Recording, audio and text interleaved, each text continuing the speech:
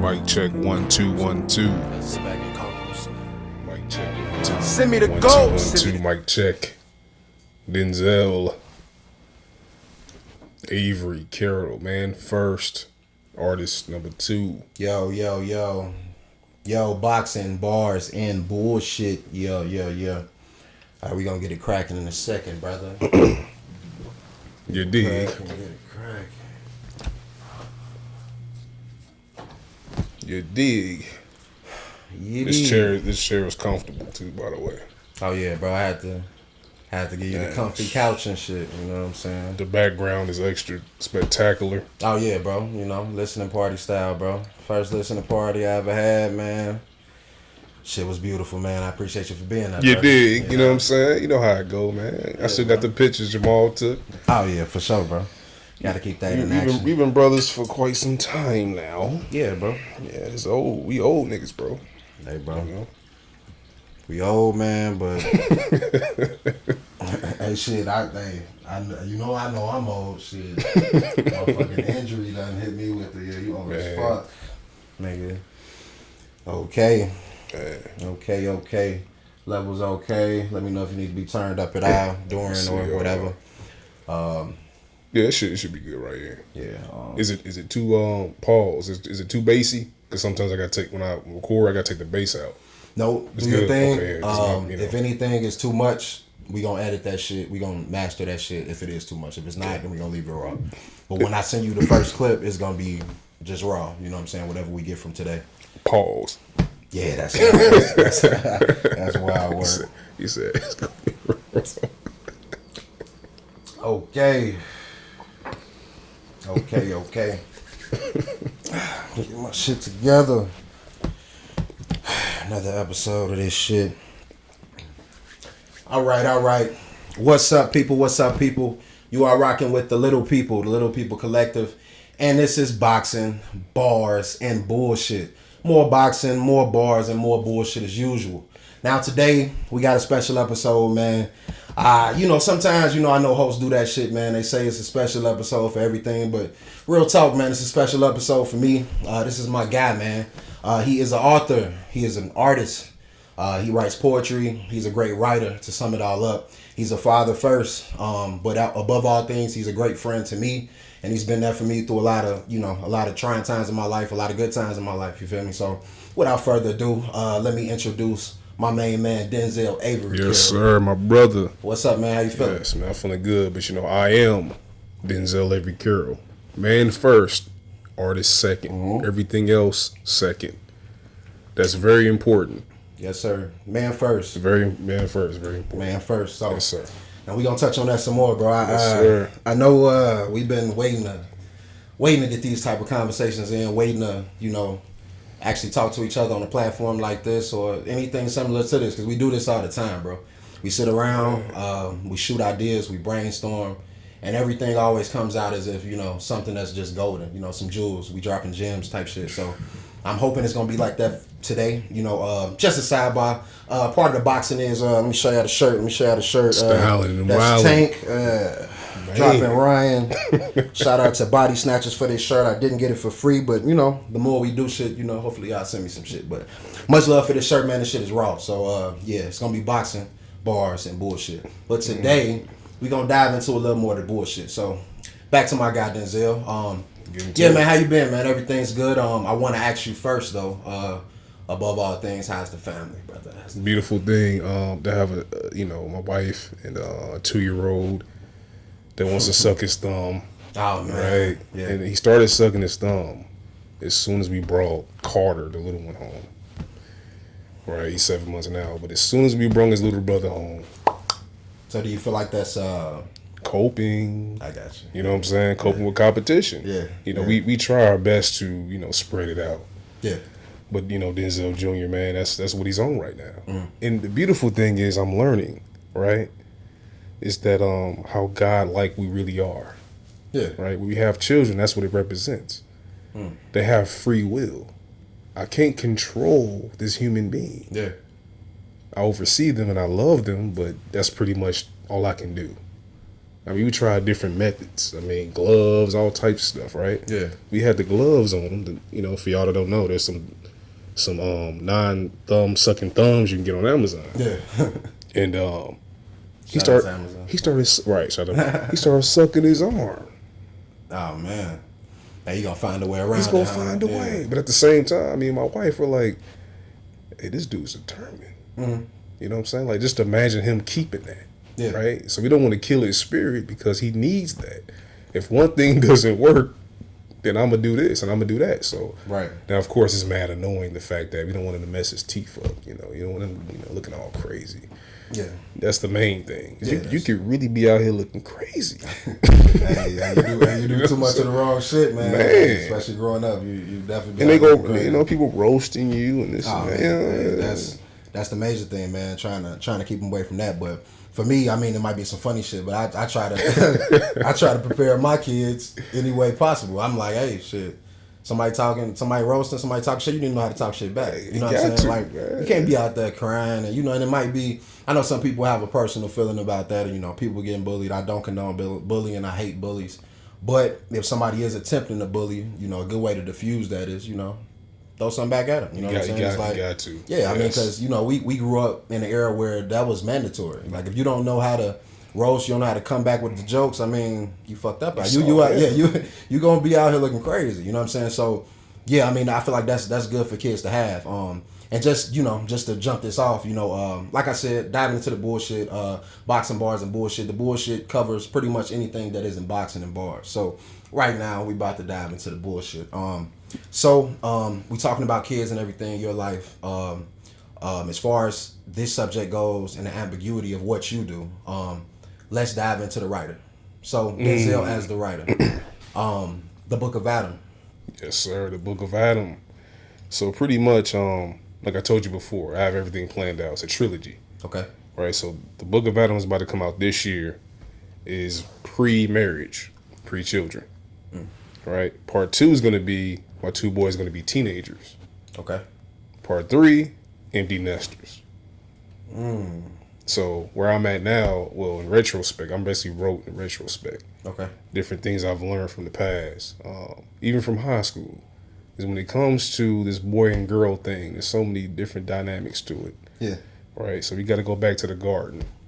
We got to go back to the man have to take his position, has to be the leader, and if he doesn't do so, it's chaos. That's a fact. Right. God, man, woman, children. We've tried different types of hierarchies. We tried different types of methods. We should see by now it doesn't work. Yeah. It's going to fail. I guarantee any man, any male that sees a woman that thinks she's attractive, right? Even before he walks up and introduces himself. If you don't want to be a man, if you don't want to lead, it's gonna fail. Guaranteed. So how do you feel about the dynamic of that? So I sent you we've been doing mock episodes, we've been trying to get this going. So I sent my man, like I said, this is my friend, so I sent him a mock episode, a pilot episode. Me and my guy Thomas, we was talking about, the masculinity and the femininity thing. Thomas. Yeah. Shout out to you. Shout out to you, man. Shout out to you, bro. So my bro, yeah, shout out to you. Well, what you just said, if you're not willing to take your role, it's bound to fail. So with that being said, masculinity. Do you feel like a relationship can succeed whether the masculine party is male or female? It has to be male. Elaborate it, if you will. Because the way God created us. Okay. God didn't create the woman to be masculine. Okay. As far as her dominant characteristic, she's feminine. So if you have the typical alpha male or the typical alpha, let's say alpha female and beta male, you don't think that can for one, there's no such thing as an alpha female. But if we was to play on the term alpha female, she's a leader amongst other women. She's a leader of her group. For sure. God does not ordain women to lead men, period. Yeah. So she would never lead a man righteously. That's the spirit of Jezebel, right? There's something in her that's allowing her to want to be the man. That is demonic. So do you think just you know how certain modern women might have a problem with the term submission, being submissive. Yeah. We're both married men. Yeah. What you just said could be looked at as, from a woman's standpoint, as controversial based on feminism and the other things that has arisen over the years as far as like women's rights and things like that. So they might look at that like, okay, well, what is he trying to say? Is he trying to say women can, women can't? But if that's the divinity of the situation, I mean, you looking at it from that perspective, right? From the divine outlook of the situation, that perspective. Yes, but yeah, I mean, how do you feel about the submission thing? Okay, that seems like if we know the hierarchy in this relationship, whether it be your wife, your brother, your in any type of business, then you need to know it's levels to this. So we're gonna have to, okay, when you get to this level, that's who you talk to. You only talk to me when we get to this level. But when we get to this level, what I say goes from top down. So yes, sir. Yeah. in that in a marriage and being submissive, okay, does that mean that your wife has to know that, okay, this is the head, and if you make a decision and it's like, okay, I want to talk about it, that's what it is. Is that the perspective, or is the perspective, I can take what she say, I can mold that, I can do, but I still have to lead at the end of the day. It's because I know a lot of people can come off as combative when they say, okay, I'm the head. So you're not trying to rule everything. I'm not trying to say I'm just dominating over everything, but I can lead accordingly that way. So that's, how do you feel about that? That's well put. The first part, I think it's a definition issue, comprehension issue. Okay. Right? Submissiveness can be cooperating with the common goal. Everybody has to submit. That's the thing that people don't understand. They just think women have to submit. The man has to submit first. He has to submit to God. It trickles down. Yeah. Right? So that's the whole thing, is like, I can't do whatever I want to do. I can't. I live by a standard. I live by a word. The word of God. Right? So I'm held by that standard. I'm held by the word. Right? So it goes down to her. She can't do whatever she wants to do. God told her, listen to this man. Right? Because the woman has an emotional disposition. We all know this, right? Yeah. Which is not a bad thing. Right? It's just the fact that that's the body, right? The emotional standpoint is the body. Yeah. The man is the head. So he's basically going to bring everything together. He's going to cap everything off, right? He's going to seal it in. That's why he protects her, right? So, and of course, obviously with the children, they get the whole package. The children get it from God, man, the mother down to them. And they can look up to that and say, you know what, this is the example of how I should be. Yeah. Right? I need to obey these people, not because I want to. It'll behoove me to obey them, right? Yeah. For your days to be long on this earth. And people look at that to like something like supernatural, right? Obey your parents or your days will be long on earth. No, that's literal too. Yeah. Right? Because if you're not obeying your parents, you can get yourself smoked. Like, that's a literal thing. That's real, listen bro. to your parents, kids. Listen to them, because they have your best interests at heart. You need to listen to that. That's real. So everything is in total order when things are operating a certain way. Just imagine if your arms acting like your legs. Talk to Imagine your nose acting like your eyes, your lips acting like your chin, your booty acting like your genitalia. That's not operating correctly. You will look crazy. But everybody wants to be innovative.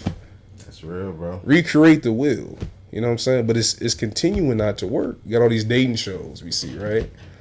We have more importantly, we have marriage counselors and relationship podcasts of people that's not in relationships or not married. Man. And people sitting up listening to them. Yeah, bro. Sharing the clips and shit. Like all of, just something that sound good. What do they call it? Pandering. You know what I'm saying? Pandering, like, what is all this pandering shit? Pandering. Like, this is so crazy. Like, people just, like I said, want something to sound good. I want to look like I'm doing well. I want to look like I love my lady. I want to look like, I stand on this shit if I was in a relationship, or if I. And the thing is, another thing I could touch on, just branching off of that, is I know a lot of people that have mixed opinions and mixed feelings on somebody that has kids, and giving an opinion on how to discipline or how what they would have did if it was their kid type thing. And some people feel disrespected because just by me saying, okay, you don't have kids, so I don't think you should be talking to me. Now we can come up with 10 million metaphors that I can say that can prove that I may be right if I say that. Yeah. But I do understand that you can still have a perspective that I don't see, even though you don't have kids. But how important is that to the situation of you trying to advise me on what to do with my kids? Do you feel like somebody without kids can advise you on how to do anything when it comes to raising your kids? No. You can have an imagination. You can be creative. You have to have experience. You know, I don't mind being, you know, wish upon a star. I don't mind that. Yeah. It's just that the fact that, you know, there's something about experience we got to get back to. Mm-hmm. We got to get back to that, right? You have to have some skin in the game, man, to know what you're talking about. You have people judging basketball that never played organized sports. And that's part of that 10 million. You know what I'm saying? Like 10 million other. You know, like. And it's like, yeah, I mean, it's so much shit you won't know about raising a kid until you have a kid. Yeah. But what about the guy that has a sibling, a younger sibling that they basically raised? Do you think that gives them any leeway in the conversation? It could, but there's different forms of love that he hasn't experienced yet. Yeah. You know what I'm saying? Eros, pragma, right? There's, you know, the love between the child and their parent to child. There's different dynamics that, you know, because it's literally not their child, then there's something missing from the perspective. Even though it's a sibling that's younger, but it's something different about this factor right here, right? Okay, that's your little sister, that's your little brother, right? That's a duty that's been passed to you. Yeah. Right? That's a little bit different than the fact of, man, this little girl, little boy came from my nuts. You know what I'm saying? It's something different. Yeah. And then the uterus, and 9 months later, then yeah. It's like, man, I gotta die for this person. I will die for this person. Mm-hmm. No ifs, ands, or but. That's a little bit different. I'm not saying people won't die for their little brother or sister. Yeah. It's just that we always have to go back to what is and what's not. Right? It's a different mode. It's so many gray areas in this thing, black and white. It's a different mode. So recently I was in a situation. So my daughter comes home and she tells me that you know, she gets into it with this girl at school that's supposed to be her friend. So she get into it with this girl, you know. My daughter hit her, the girl cries, and then the girl goes back. The girl goes back. She actually kicked her, you know what I'm saying? K.Y.L.E. You know, yeah. Oh, yeah. Oh, okay, karate yeah. action. Karate, Hey. They do that. Sure. Right, it's like, you know. Sure. I know it's boxing, but bars, but they do that shit. But, you know what I'm saying? So, yeah, she kicked her. She cried. She go tell her mom and shit. So, prior to this, though, maybe a year ago, this same little girl, but she's not a little girl. She's way bigger than my daughter. She pushes her down. My daughter hurts her wrist. Now she can't fight in the next karate tournament. Now, me as a parent, I don't react to that in a irrational way. She pushed her down. My problem was that my daughter didn't defend herself in the moment. So I'm like, okay, what if she pushed you down? Now your wrist is hurt. Not only did you not break your fall properly, we talk about stuff like this on a daily basis. So that's why I have a problem when something like this happens. So I'm like, you didn't break your fall properly, and let's say this big girl would have jumped on top of you. Now where you at? Yeah, you in a crazy position. So that's why I'm upset. But you know, I didn't call the little girl's parents, nothing like that. We didn't do that. So fast forward, they get into it. They text him. She like, oh, I'm gonna hit you real hard at school tomorrow. My daughter like, okay. All right, well, they start going back and forth.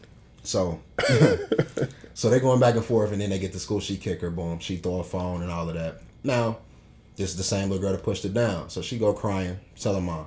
When she gets home, now, like I said, I'm injured. I hurt my leg, but I had to go to therapy. So now I'm back walking kind of now. You know what I'm saying? So I'm like, I go to therapy. I come back, and then she's like, oh, yeah, this girl called me, and you know we was on three-way with the other little girl that's our friend, and you know her brother was in the background saying, "Go get your daddy, go get your brother. Who is your brother? Let me." So I'm like, what? So I say, I'm like, Is it, bro? I'm like, what? So I'm like, now the reason this resonates with this conversation is because this is somebody's brother. Yeah. Not understanding that this is my daughter.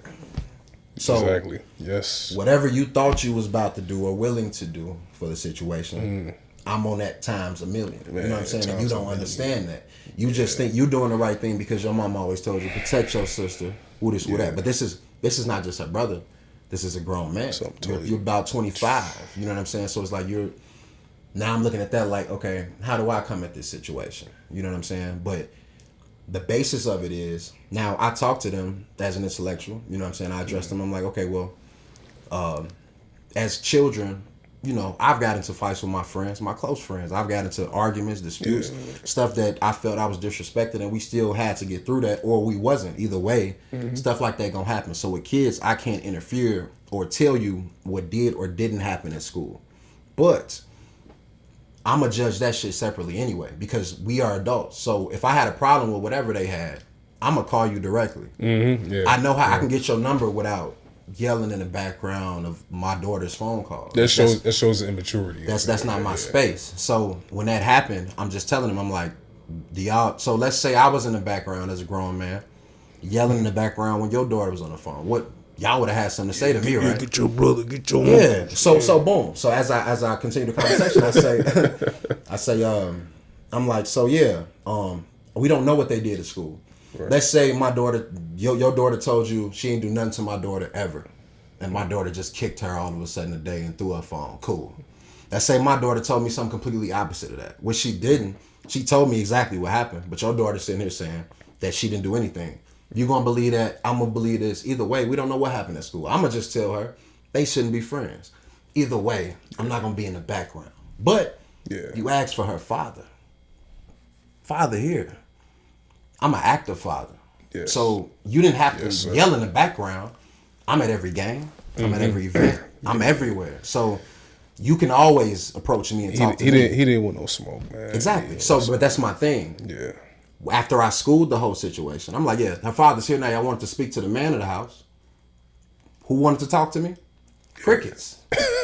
Nobody's saying anything. But these are people that are, I'm talking to somebody that's 25, I'm talking to somebody that's like 55, and they all have the same mental capacity. End of the day, though, with the brother and me thing, that's what I'm saying. What you don't know is, bro, you talking to my daughter, and you're a grown man. You're not thinking that because you're a younger man. Yeah. But you're talking to my daughter. So I could take that left and let's say I'm not a thinker like I am. And I said, why is a man talking to my daughter, period? I'm about to go do something to this nigga. Yeah. Come on, bro. Yeah. You got to think. You back there saying, and then they said, she said, he wasn't trying to say that. He was just in the background saying, can I speak to your parents? I'm like, ma'am. Yeah, that's not what he said. I'm like, ma'am, I don't want to end up getting disrespectful, so I don't want to be talked to as if I don't know what happened. When my daughter tell me somebody said, go get your daddy, go get your brother, I'm from the hood just like y'all. Just because I'm talking professional don't mean I ain't from the hood. Yeah. I know what that shit mean. That mean you want to do something. So it's not about you. Yeah, I went through that and I already know you ain't trying to do shit. But my whole point is, you talking like that and you don't know what you're getting yourself into. You just saying shit. Now all of a sudden it's, he just wanted to speak to your parents. No, you trying to intimidate somebody. You tried to act hard. I just don't understand. But it's like I said, I've been immature before, so I understand where you're coming from. But you got other people with kids that might say, hey, bro, I'm about to come choke you till you pass out. Because you think you're going to say something in the background with my daughter on the phone with another kid. Niggas take that as disrespect. So, definitely. But that's my thing. As far as the difference between somebody having a kid and somebody saying, okay, that's my major difference. Major. Yeah. So. Yes. Major difference. Yeah. So, but going back to the relationship thing, what I wanted to really touch on with you is, because of the Book of Adam, because of the way your perspective on relationships, the fact that you keep God first, that just a breakdown of how you carry your household, man, it's always respected. But let's put it this way: people say chivalry is dead. So if chivalry is dead, do you feel like chivalry is dead? And I'm going to put it from this perspective. You have a wife, right? Yeah. So when you first start dating your wife, let's say you were opening doors. I'm going to open the car door. I'm going to pull out the chair. Y'all dressed too long. Let me hold this up. We got to cross this puddle. You might be extreme. Let me put my jacket down. That's hella cliche chivalrous, but at the end of the day, that's the type of shit people used to do. But as the relationship goes on, sometimes you might open the car door. Sometimes she might have just put the kids in and she's just gonna get in the car herself. Absolutely. Not that you're not a gentleman. Yeah. It's just you're not thinking about that, the convenience of the situation, all of that. But let's say a woman came to you and said, or your woman said, I feel like you changed. You used to open the door every time. I don't give a fuck what we was doing. Denzel used to open the door for me no matter, you could have let 10 people out, but you're going to wait for me to do this. So do you feel like that's chivalry being dead, or is that relationship fatigue? How do you feel about it? Chivalry can be earned too. It can be earned. I believe that, let's go back to the beginning, right? So during the vetting process, for one, when you're dating, you're vetting. They should change the word from dating to vetting. Yeah. Who is this woman? Who's this man, right? Yeah. So the nice things that you do, it has to be from the heart, for one. Right? I believe it's disingenuous to be like, I'm being chivalrous, right? That's not you being you. Yeah. You got to be yourself, because one thing I've learned about women, they have a special gift. They know you capping. Man. They know that's not you, right? Yeah. They know you just trying to, make a good impression. But I believe that you got to do things from the muscle, from the heart, and whatever that is. Like if you want to open up doors, if you want to, whatever that is, it just has to be genuine, and she be able to pick up on it. But also, I believe that when it comes to relationship fatigue, I just think that people don't understand the stylistics of up and down, up and down, up and down, right? Mm. You go to the hospital, right? What does it mean when it's a straight line? I mean, you dead. It means you dead, right? Yeah. So in relationships, both the man and the woman have to understand you need that up and down, up and down. Mm. It happens naturally, right? Mm-hmm. So certain times I might do that, certain times I might not. It'll keep you thinking. It'll keep you wondering. So another accolade I forgot to give you is electrical. We both dove into that aspect. And I knew you was gonna say that when I said that. Yeah, so, I knew you was gonna say it. You're talking about the wave and AC current. AC current. Yeah. Alternating current. So yeah, you need both sides in order for that to need that. Be a complete circuit. Yeah. I might hold the door for 5 days straight and don't do it for 10 days. Mm. I'm just saying. I'm not a one-trick pony. You know what I'm saying? Like being with me is gonna be it's a journey. It's a storyline. Yeah. Same thing with my wife. It keeps you wondering, and to me, I believe that's being genuine. No person's the same way all the time, every day, right? When you get to know somebody, let me know the waves of you, not the straight direct current of you. Let me know the zigzags of you, because that's the real you. You're not finna be the same way Sunday through Saturday. And if you're trying to pretend to be that way, guess what? You're gonna pick up on that. So chivalry's not dead. It's just that, and also too, look, I must say, the chivalry thing is being, talked about by males that struggle getting girls, right? Or struggle even approaching girls. Yeah. We live in a time now, a dude can't even introduce himself to a female, right? So they get on the internet, right? They have the podcast, whatever they're doing, and they're promoting and, and discouraging young boys, about dating. But they're squares themselves. They have no experience. That's real. Right? You know what I'm saying? The blind leading the blind. So it's like, just imagine how a player this is. Imagine a dude in his heart. He like, I'm gonna give her a flower. Right? Well, here you go, this you. And it got her name on it. You know what I'm saying? Like somehow it's like some print or something. There you go. And she look at it and she see the rose, it got her name on it. It's for you. Yeah. Like what if that's what he wants to do? That's where the swagger comes in. Doing what you want to do, letting your balls hang. Whatever you want to do, you got to be man enough to do it. So if you want to be chivalrous, you got to be man enough to stand on it. Yeah. That's all. I feel like you said, people talk from a perspective of chivalry being dead or something like that because it's a regularity based on, like you said, who you are.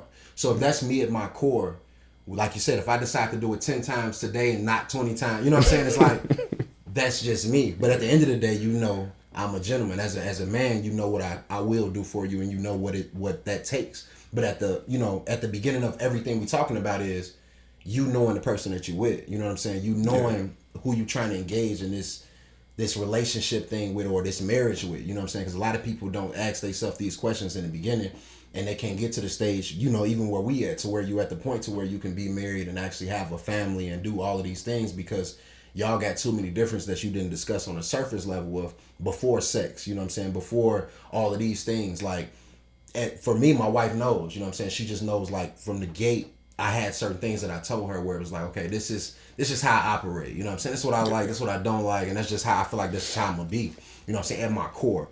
Certain things do change. We do evolve. We do grow. But, as a man, and once you know who you are, it's like, okay, I can explain to somebody, at the core what I, the line, where the line is. You know what I'm saying? So it's like, I can tell anybody where the line is at this point in my life, because I feel like I've made this decision consciously to be married. I've made this decision consciously to be your friend or be your whatever. You know what I'm saying? Work at this job, do this, do A, B, and C.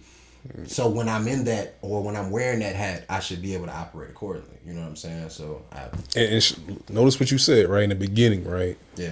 In the beginning, you told her what it was. Yeah. Just like with my wife, in the beginning, I told her what it was and what it wasn't.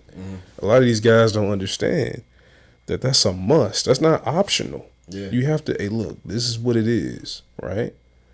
And like you said, about the core, the foundation of me is not going to change. Mm-hmm.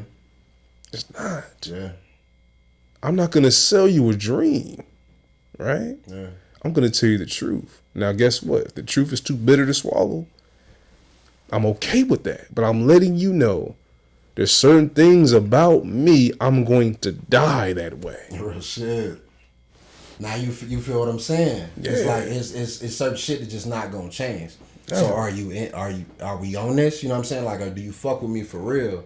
Because I'm telling you, this is me. You know what I'm saying? Now, if you hide that, now the thing you said earlier about the sense that a woman has, like, okay, they know you bullshit. They know it. They know. But what causes this later thing to happen, where it's like, this nigga told me in the beginning that he loved kids, and now, you know what I'm saying? Like, now we got kids. You know what I'm saying? Like, it seemed like it's some type of disconnect there, even though most times you know what you're getting yourself into, whether you're a woman or a man. You know what I'm saying? We know sometimes we'd be like, oh shit, she always hanging with a lot of niggas. It's like, you ain't gonna say, oh, man, she just be. I mean, it is what it is. Yeah. So it's like, if you know what you're getting yourself into, is that some delusion, or is it like damn, like, I really was believing this motherfucker, and you know what I'm saying? Because I don't really see where the disconnect is there. Well, that can't be the man's fault. Like, men have to really watch that, right? And I'm thinking the same shit. Like, if it might be 10 things that is solid, that's a part of your foundation. Just make sure all the males and men, young boys growing up, always remember this: whatever those things are, stick to them. Yeah. Right. Everything else can vary, but if it's like to that foundation of who you are, because the day you change that, the day you switch up, the day she discover you're a liar, that she really ain't about it, man, it's done. And you're gonna have to get you a new woman, because as soon as she can see that, it's over. Yeah. You can't try to trick women, because it's the true misogyny is this, right? The true misogyny is that women are dumb.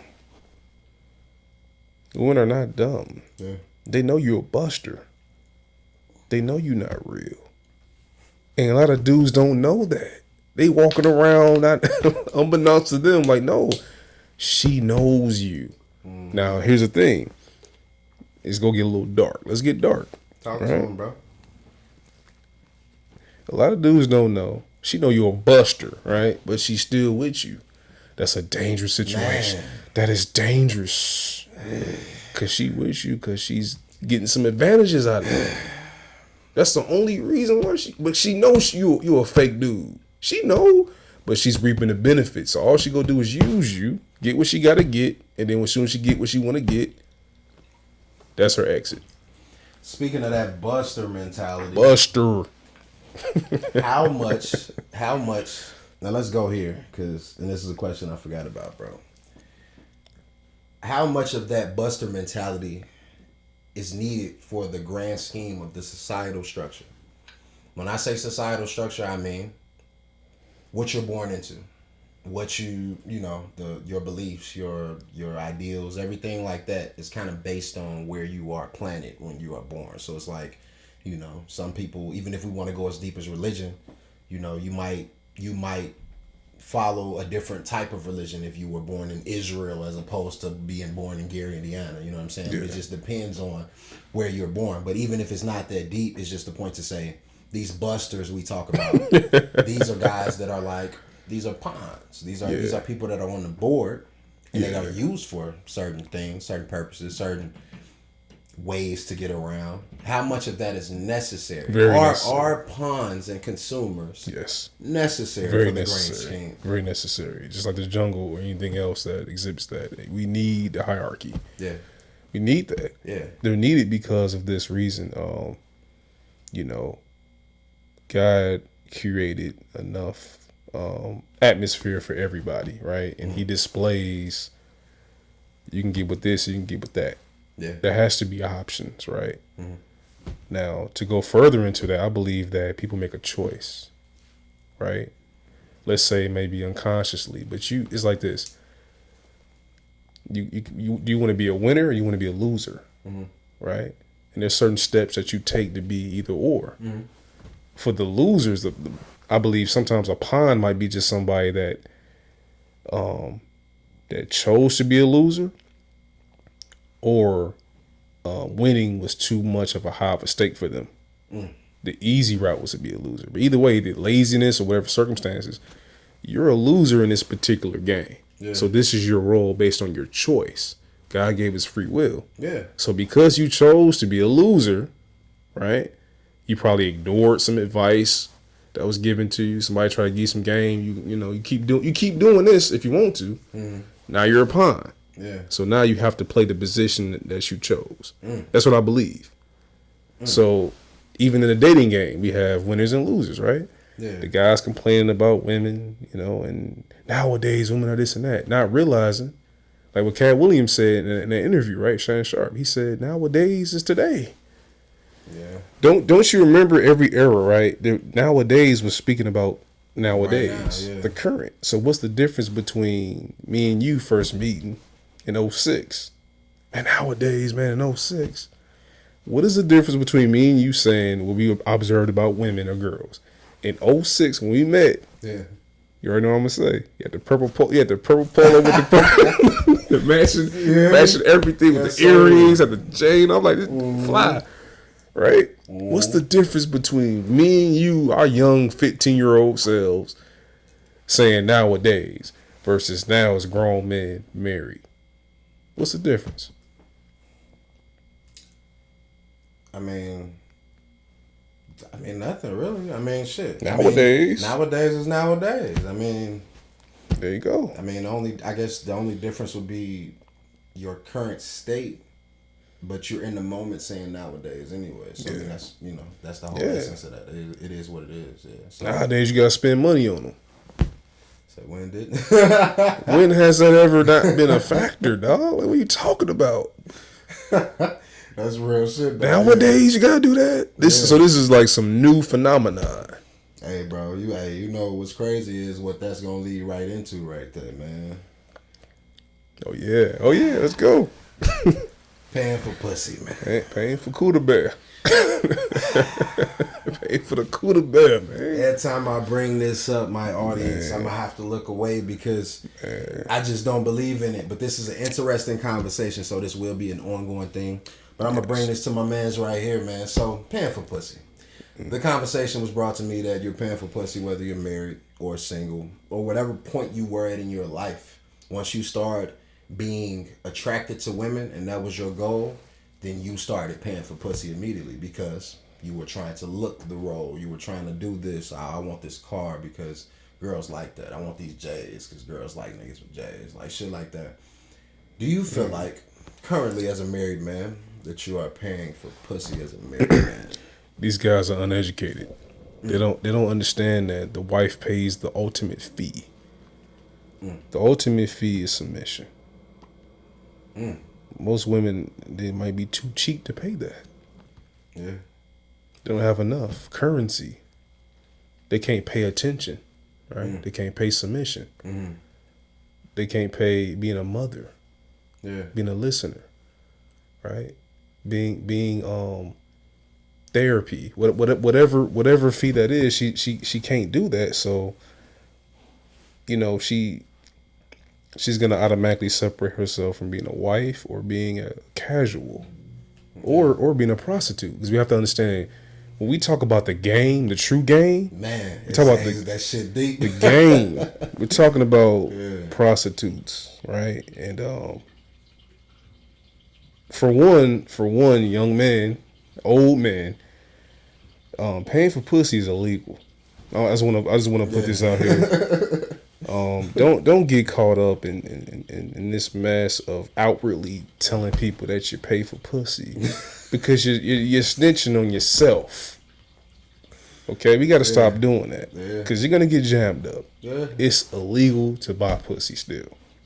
Bro, niggas think it's a flex. So the way, like, just to furthermore, the way it was brought to me is, okay, yeah, you about to pay $200 to take her out to eat. So I'm gonna just pay $200 up front and get the pussy. You about to pay a band. You about to pay 2 bands for your mortgage. I'm gonna just give her the band and have a good couple days with her. It's stupid to me. Yeah, bro, it's stupid to me, bro. But it's like, at what point is it like, bro? To me, the people that fall into that pocket, have you always been paying for pussy? Is it to the point to where you got to the point in your life where bitches not giving it to me, or women are not giving it to me fast enough? I'm not getting this fast enough, so I'm gonna just dive into the world of getting prostitutes. I'm gonna dive into the world of what is that, bro? I have a belief. There's something called pseudo heterosexuals. Right, there's pseudo heterosexuals to where these males really don't like women. They hate women, right? They just want the sexual gratification from them.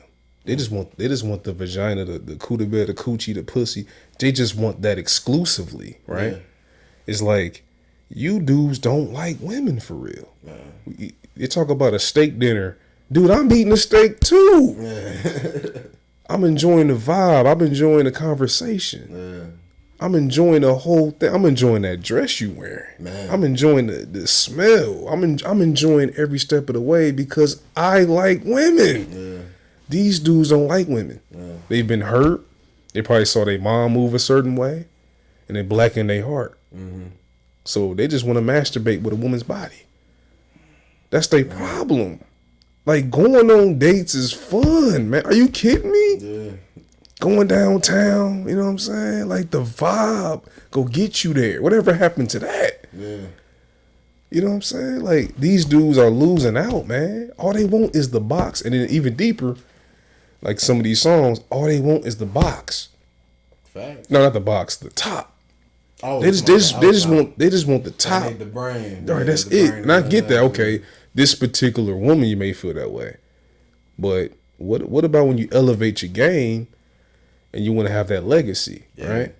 Going on dates with your wife, as you can contest for that, it's dope. The whole scenery, the whole setting it up, you know what I'm saying? The whole, just don't let it start raining a little bit. It's a little drizzle, man. Yeah, it's romantic. Whatever happened to that?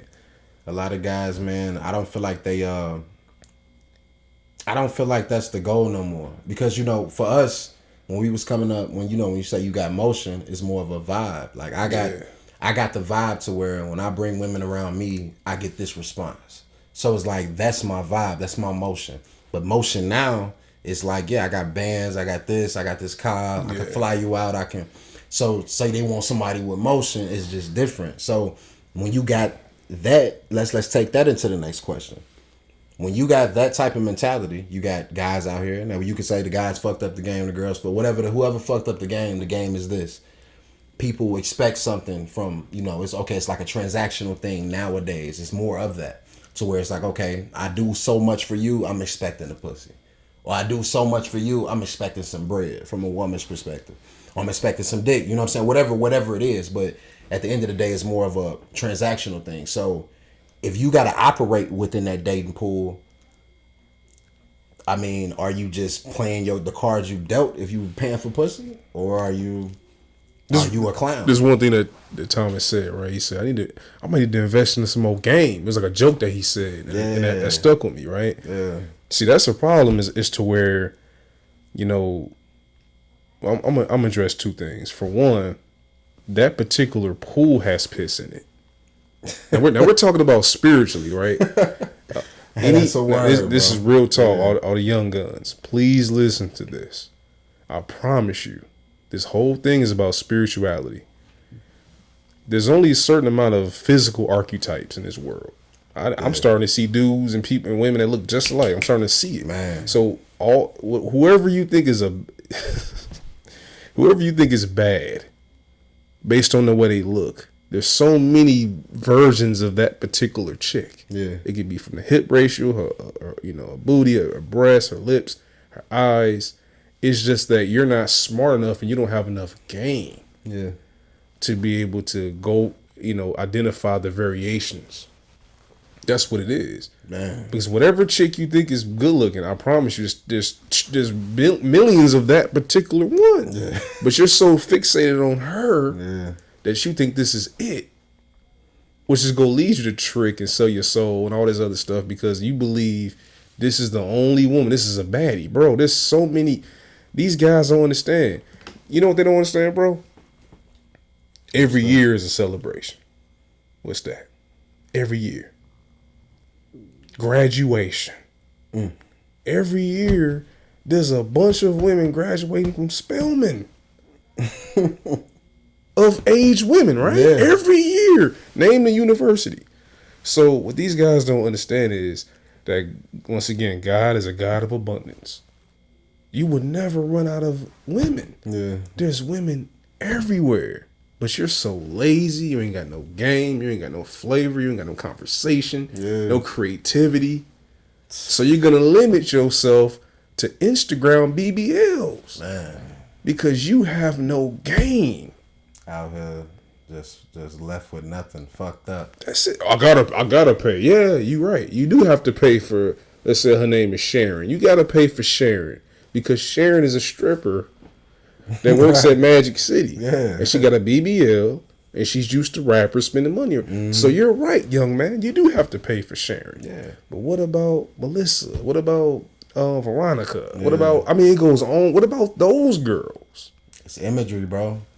You want to be seen with the girl that's, she got the BBL, she got the fat ass, she got the titties, she got everything going on. I look like a rapper. I look like a NBA player. I'm with these chicks that look like this. It's so much imagery because of social media and just the picture you want to post, the flick you want to get at the end of the night is really the goal. The goal really ain't, nothing that's really concrete at all ever. Let me not say ever. I'm gonna say in most cases the goal is more right now in the moment. You know what I'm saying? So that's what leads you to more of that emotional and mental baggage because you're not even diving into that. You're just looking for right now. Okay, let me get this right now.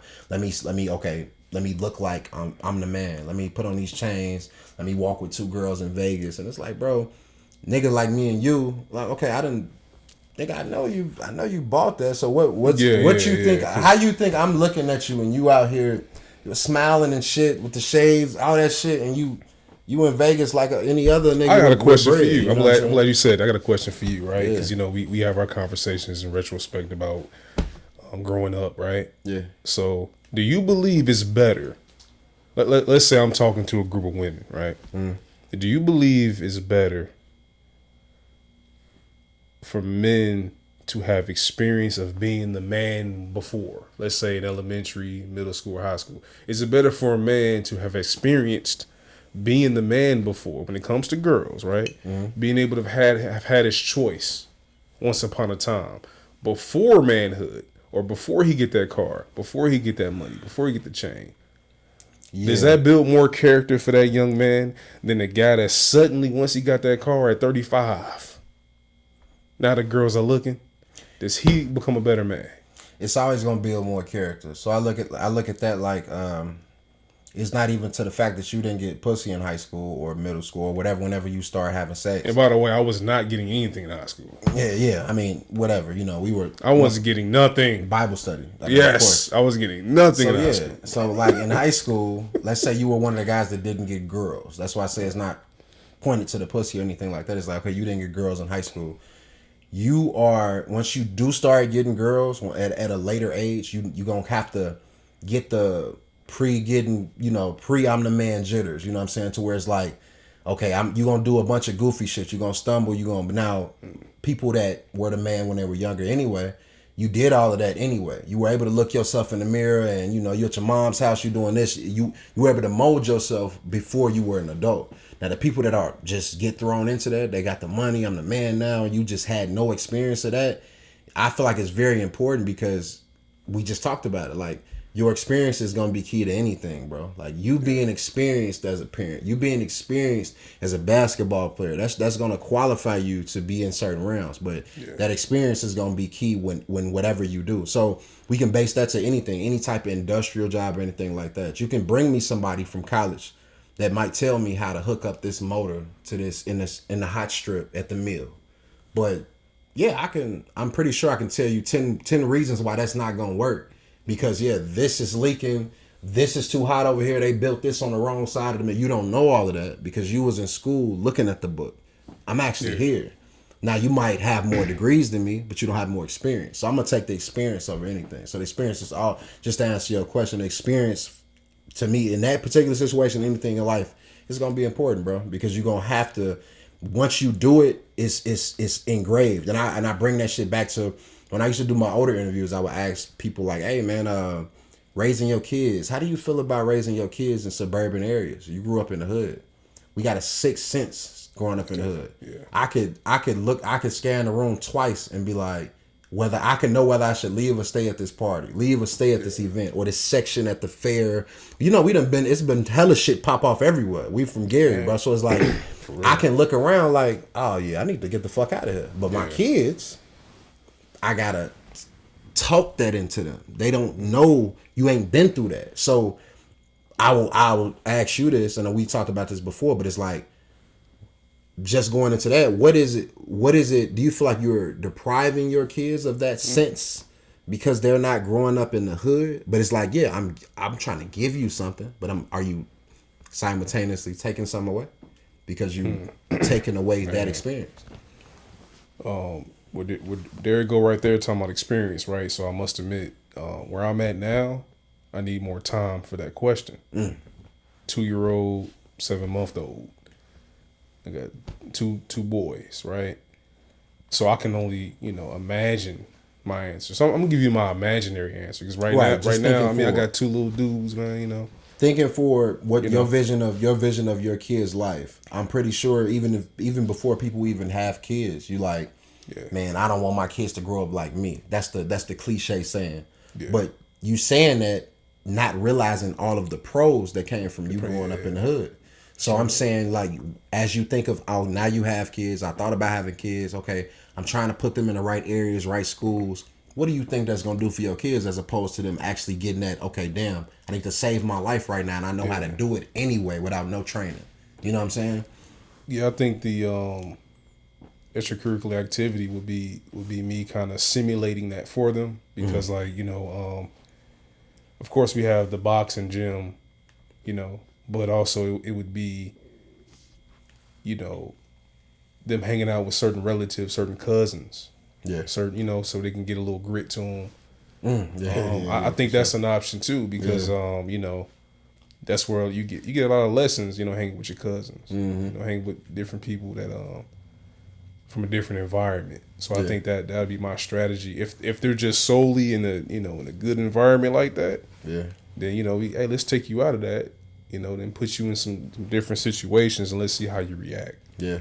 And then once you react, let's do an overview of of your decision. Okay, you made that decision because you have made a better decision, or was that the right decision for you to make at that time? Yeah. Because you, when it comes to being from Gary, it's very difficult if you're not from Gary. If you're not from, what I'm saying, where we come from, it's hard to simulate. I'm playing at Borman Square. I'm getting I'm getting rebounds. This dude said, "You get another rebound, I'm gonna shoot you." Man. You know what I'm saying? Like, it's hard to simulate. Yeah, you know what I'm saying? Like, he said, if you get another rebound, bro, and he had the gun on the post. Man.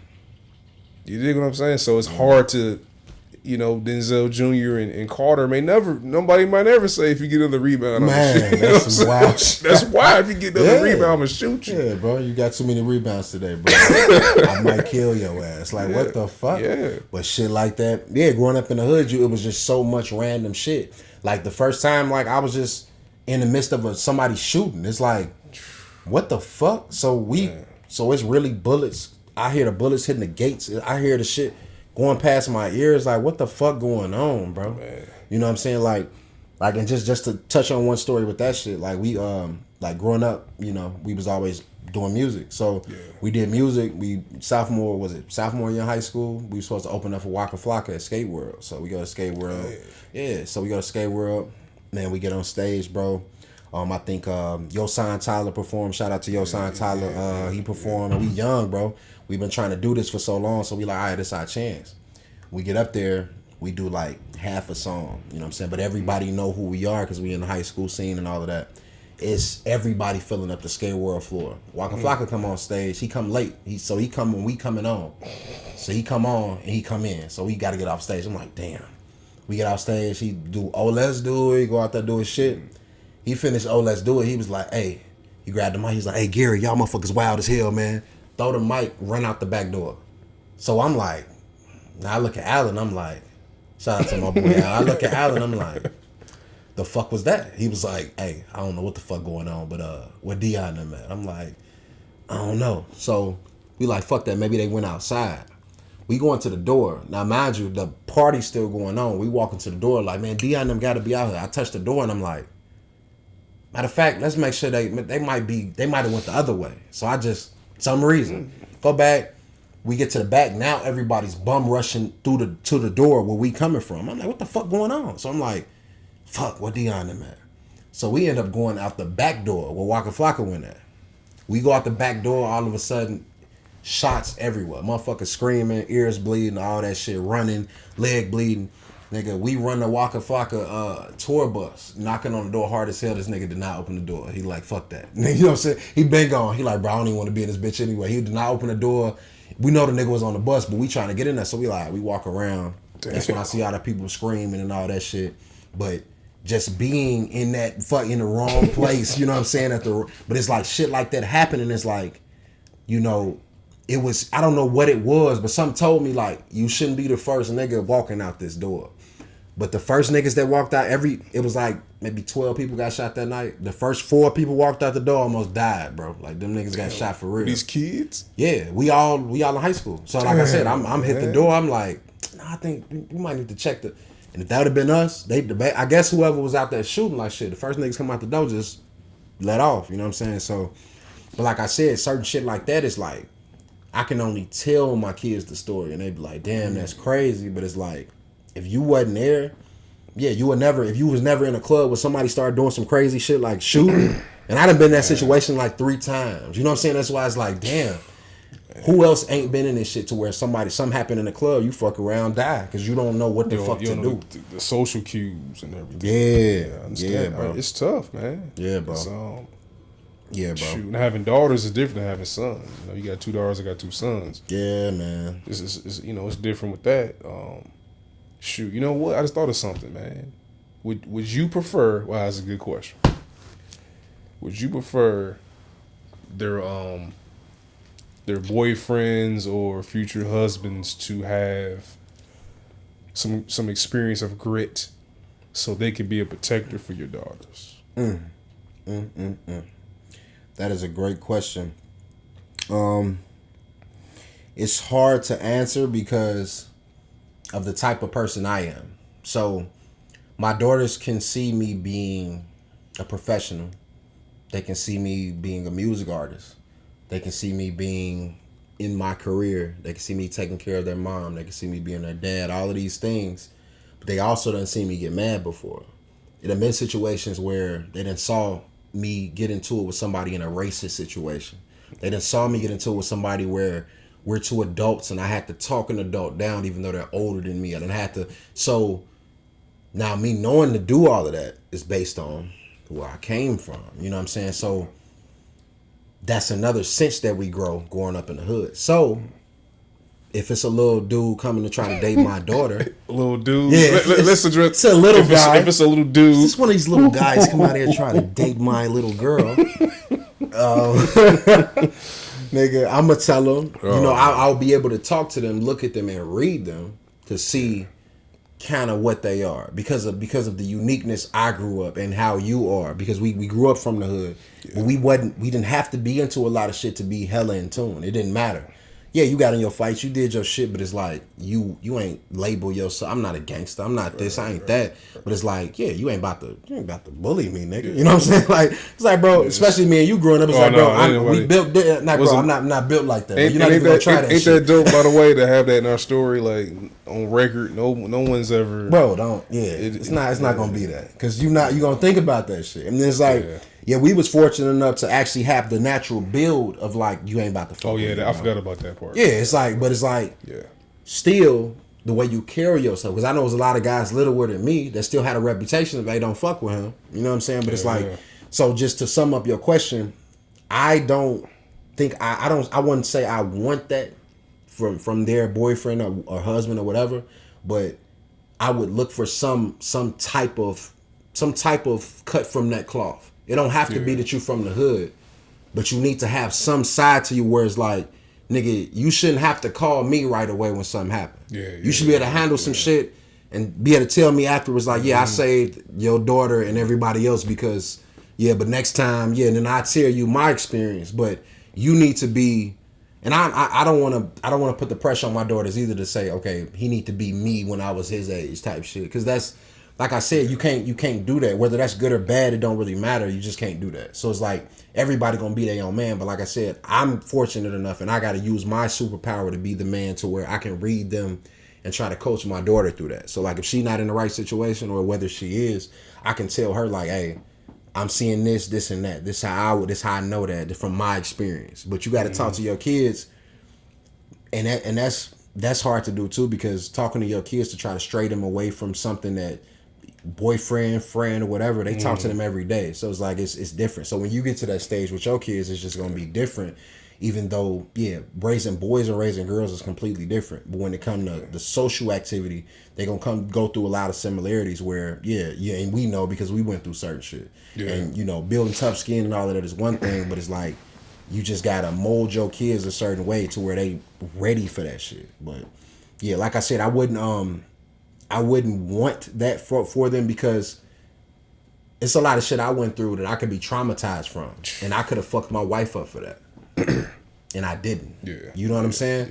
Like, it's times where I might need to be to myself for a minute because I done thought about some shit that been happened, but it fuck with me now. And the fact that we've been open enough for where she knows shit like that. So when I need to be by myself, I need something like that, she just know. You know what I'm saying? She know how to talk to me and shit like that. But it's other guys that go through shit and they traumatized. So now they beating their woman. Now they doing. So I could say I want that for my daughter, and that shit happened with somebody that don't know how to handle that shit. That trauma fucked them up. You know what I'm saying? So I can't say I want that based on that. I can say that I want something from that cloth. Is like, okay, you need some type of grit. Even though motherfucker might, you run into a country boy or some shit, but you ain't gonna fuck with him. Even though he ain't been in the hood, ain't been in no shootouts, but nigga, he might be fucking around beat your ass. You know what I'm saying? Goats, so you gotta hold yourself. I don't want no punk for my daughter. I don't want nobody that's tucking their tail. Like, I want a motherfucker when I come up to them, they shake my hand firm. You look at me in my eye. It's little shit like that. You know what I'm saying? To where it's like, I know you demand respect. You know what I'm saying? To where like, and then you actually deserve respect because you're a respectable man. That's what I want for my daughter. But to wish it on them or want it for them, like that trauma can fuck some people up. So yeah, to want somebody from the hood, man, you could be wishing for a disaster. Yeah, you know yeah, for sure, so, for sure. That's how I feel. You know, off camera talking about you know, interpersonal things of like you being an overthinker, as far as you know, the way you think. You might think that person thinks that. Yeah, right? yeah. Right. So kind of go into that of like. Yeah. So I've been injured. Just talk to the camera a little bit. I know a lot of people know. Well, I ain't gonna say a lot of people know. The people that are fans of my brand may know or may not know. Shit, excuse me. That I got injured. So I was playing basketball, went up for a rebound, tore my patellar tendon. So that's the tendon that connects your shin to your kneecap. Kneecap was on my thigh, fucked up. So I've been fucked up. So I usually box in my spare time. You know, and that's another way me and my guy Denzel connect, you know, on the boxing shit. So we gonna talk about that as well. But yeah, so I go up to my boxing gym, I'm talking to my coach and I'm telling him about, you know, my mental, you know, about how I'm feeling. And he like, well, you know, he asked me how I was feeling and I'm telling him like, yeah, damn, that shit hurted. You know what I'm saying? When I got injured and I'm like, he like, nah, well, how you feeling? You know, I'm like, well, you know, as a man, you know, it's like me holding myself to a certain standard. I'm the provider. I'm the guy that need to be. And now I'm feeling like I need people. So you as my friend, bro, you know what I'm saying? Like, and we, like I said, we have talked about this off camera, but just you as my friend, bro, like this is some shit I really want to touch on and talk to you about. So, and we done talked on plenty of occasions, you know what I'm saying? When I got hurt, y'all pulled up, like, you know what I'm saying? That's love forever. But with this, it's like you as a man. So you married just like me. So it's like, I'm hurt, bro. I can't, yeah, I can provide. I can get money. I can pay certain bills and, you know, still keep up with the mortgage, stuff like that. But I can't take out the garbage. I used to couldn't get myself water. I can't, like now I'm moving around better. But with that, it's a battle of, okay, now I'm looking at people's expressions. Now I'm looking at when I ask you for some water twice or ask you for some water, then, oh shit, I forgot. Hey, can you give me some ice? That second time you might look like I'm bothering you. And it's like, I'm so used to doing shit for myself and just being the guy to do shit for other people. Now the next time I don't even want to ask you for no water. Fuck it, I'll be thirsty. You know what I'm saying? And it's like, why do I feel like that? And I feel like at my core, I feel like that's genuine. At my core, I feel like it's genuine for me to feel that I don't want to ask somebody for something. But what my coach was telling me was, when is it cool for you to chill, bro? You keep reaching, you keep trying to progress, you keep trying to do something, and every time you reach something, you reach for something else. And it's like, when are you gonna celebrate? When are you gonna sit down and chill? And why is it bad for you to reap what you sowed? Why is it bad for you to, okay, you was a great friend. You gave this man money, you picked him up, you took him to work, you looked out for your kids, you done bought them everything they needed, you done took care of your wife, and it's like, now you hurt and they gotta look out for you. They can't look out for you for a few months? Like that make you feel bad? And I'm looking at him with a straight face. Yes, bro. That make me feel fucked up. So like, I mean, how you think I should feel? I'm not saying tell me how to feel, but you get what I'm saying. Like, I mean, what you feel? Man, I would start off by saying, what do you think? I think that if, as a man, and my picture of how I've always been, like I've never had to have a surgery, I've never been hurt like this, so it's like I just know what I do for me. And it's another thing about putting like a personality on somebody that I'm just used to seeing. So it's like, as a man, I feel like, yeah, I'm gonna check on my friends, I'm gonna check on my people, I'm gonna see if y'all need something. If y'all do need something, I'm gonna see if I got it or I'm gonna go get it. All of that shit. Now when I'm by myself, I might ask myself, why didn't my mama call me? Why don't she call me and check on me? Because if she was hurt, I would call her. I would check on her. So now I'm sitting here thinking like, and I always feel valid within that based on me thinking that I feel like, yeah, if it was me, I would do this. I would say that's unfair to put that on somebody, but how much can you say something is unfair that's actually generally generally being a solid person? You know what I'm saying? Like, how much of that can I just keep saying, oh, it's unfair for me to say that, but it's like, bro, you know what I'm saying? But that's why I asked think, because is there a separation, right, when it comes to this particular topic? Is there a separation between the way you think and the way you feel? Those are two different things. The way I think is that, yes, I feel like I have accomplishments. I feel like I've done things, you know what I'm saying, that I haven't celebrated, you know what I'm saying? And I feel like I do need to just say, okay, I should be comfortable with somebody doing something for me. That's what you build your circle for. That's what you, the way I feel fucked up. I feel that, yeah, I'm a man and I'm the breadwinner. I'm the head. I should be doing this shit. I don't like when I can't. I just told you about a situation where I'm talking to somebody about a grown man talking to my daughter. Now I'm injured and I'm just getting back good, but it's like I'm even at a point to where it's like I have to think of a way to get around that or get through that based on because I need to be the motherfucker to protect my daughter. So that shit's so deep with the feeling of it.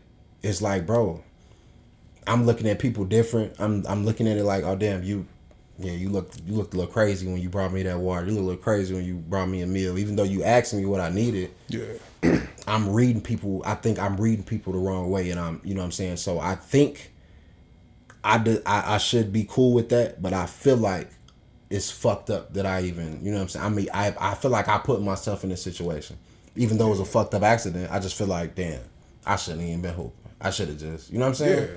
So I just trying to figure out a way to just like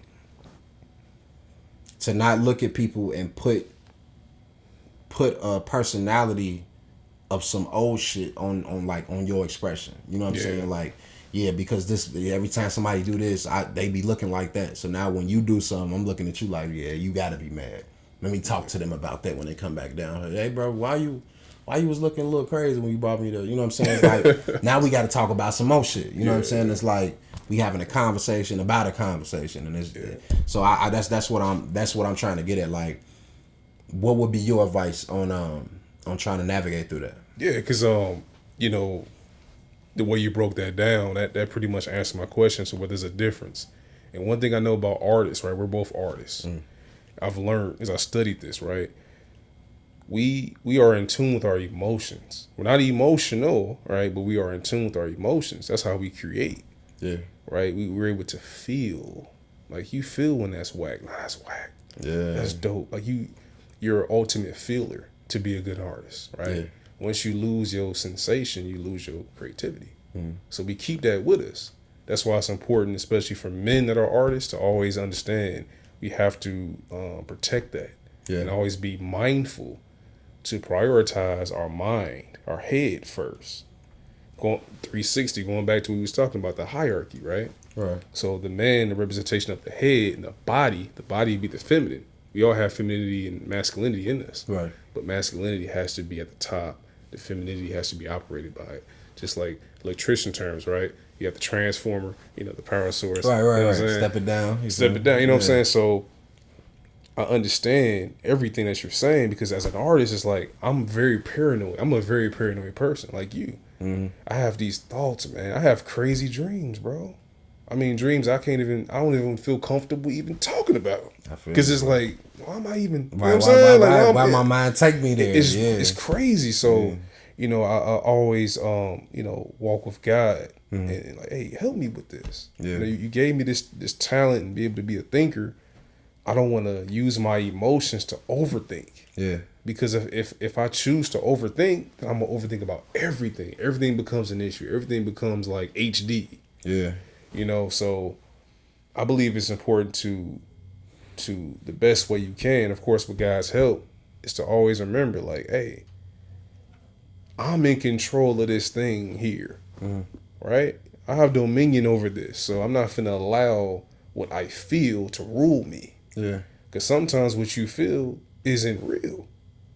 It's fake. It might, what's crazy? We're creatives, right? Just what if what you feel is your own creativity? I never think about it like that. Because that do fluctuate. Yeah, You know what I'm do. saying? So it's like, I feel like that every day. Like, man, I could just be feeling some stuff. yeah, You know what I'm saying? I might feel like writing. I might feel like, you know what I'm saying? Like, because God gave me that gift. yeah, But it's my responsibility to be like, you know what? Especially as married men, right? Like, man, if I wanted to, I can get into it with my wife every day, all day. right, If I wanted to. yeah, Because I know how to feel and how to, let's say she, you know, like you're saying, you looking at somebody when they're doing something, you know, for you, you could be looking at them like, why your eyebrow raised? right. You know what I'm Some shit saying? like that. You know, yeah. it's easy to get into it with them, but it's like at the end of the day, you know, my wife, when she makes me a sandwich, there's no mayonnaise on the sandwich. Mm-hmm. She's cut it in half. That's how I like it. Yeah. Let's just say let's say, because, you know, Denzel Jr. is annoying. I love you, dog. You know what I'm saying? Just as a toddler, you know. So let's say she's getting on his nerves, and she get on her nerves, and she's giving me the sandwich. She look a little annoyed. She might be annoyed from what he did, Yeah. or Carter. Carter's low key. He's annoying. Sorry, Carter, but he's low key annoying. Yeah. He might get on her nerves too, or she might be dealing with something in her own mind that has her looking that way. You know, she's a human being too. Like every person in our lives. You know what I think too? I think as confident. I gotta add another thing too. Creatives and confident men, right? You know, we're self-centered. Like we really we really believe, right? That this is our movie, which it truly is. But everybody's in our movie that we meet or we come across, right? And somehow we can direct and write their story. Yeah.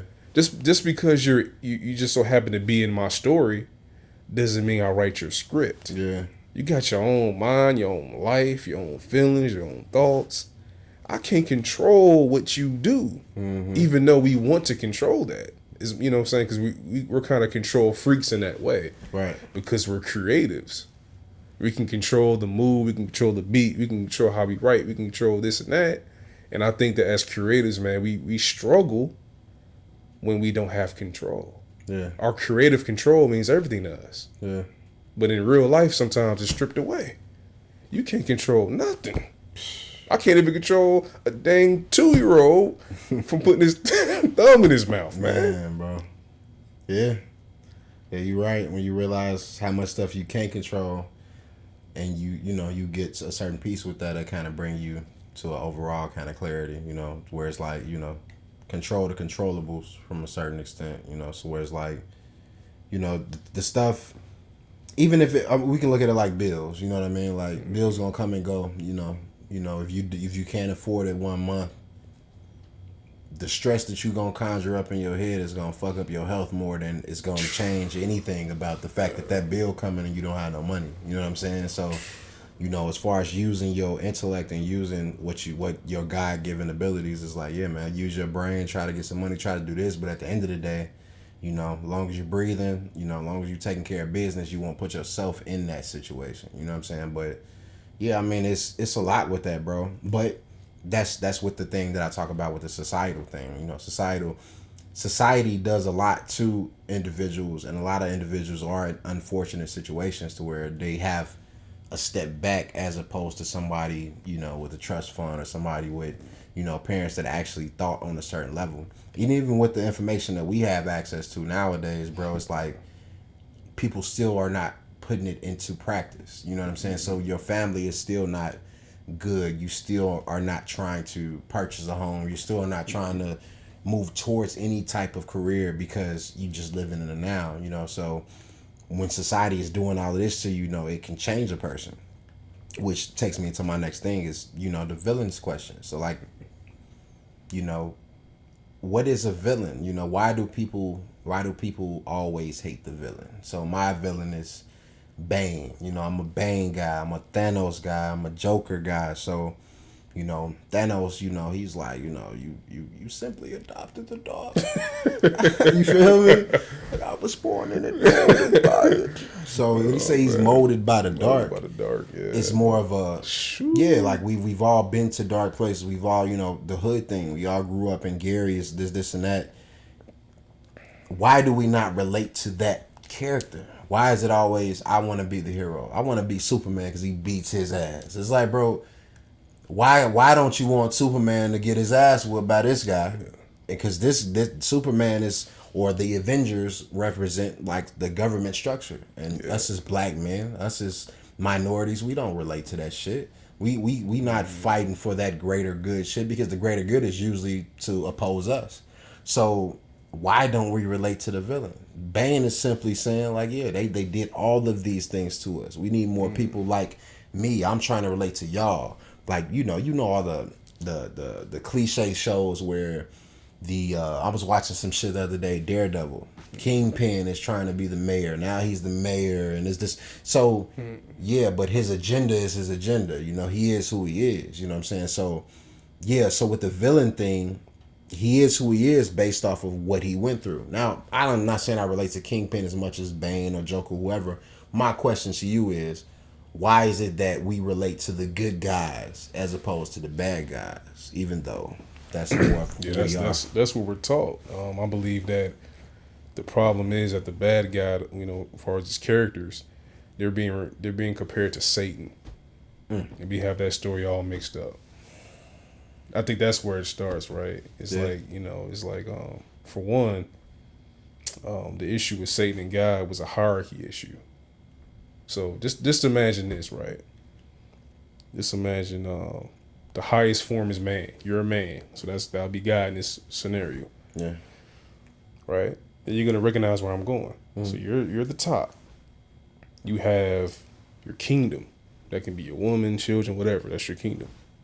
What happens when this opposing thing comes in and begins to try to take over and try to influence your flock? What do you do in that situation? I gotta do some type of opposition. I mean, I gotta get rid of that, or get him up out of there. I gotta get you up out of there. Tell everybody that's not, that's the bad guy. He's not. That's just what it is. Yeah. I gotta get you up out of here. Yeah. Now, to me, that has nothing to do with the bad guys of Marvel or DC, right? Because honestly, like you said, the Avengers represent the government of something that we cannot relate to. So as our people. So I believe that, you know, the bad guy is the guy you want to be, but you're too scared to be.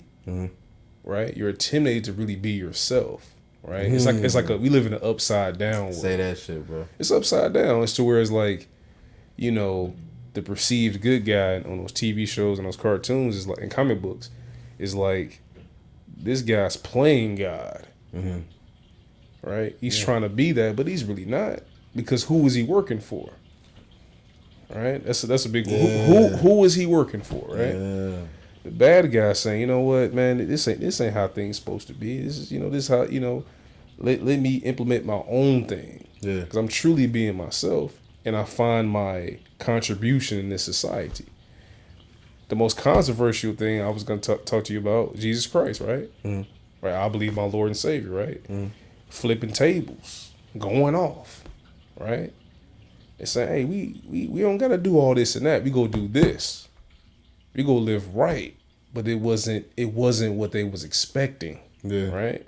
He was the anti-hero in that situation, right? That's how he was. That's pretty much the highest level of that I saw. Yeah. He didn't come in a square way. He didn't come in a way that you expect him to. Yeah. He came in pretty harsh. Like, hey, this is what it is. I'm about my Father's business, and if you don't like it, you could blah, blah, blah, blah, blah. Right. I'm not sure if Christ cursed.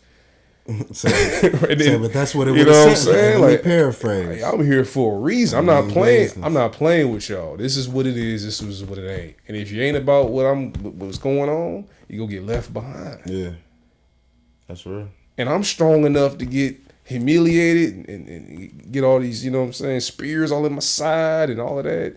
Yeah. You know what I'm saying? Holes all in my hands, because I'm here for a mission. Yeah.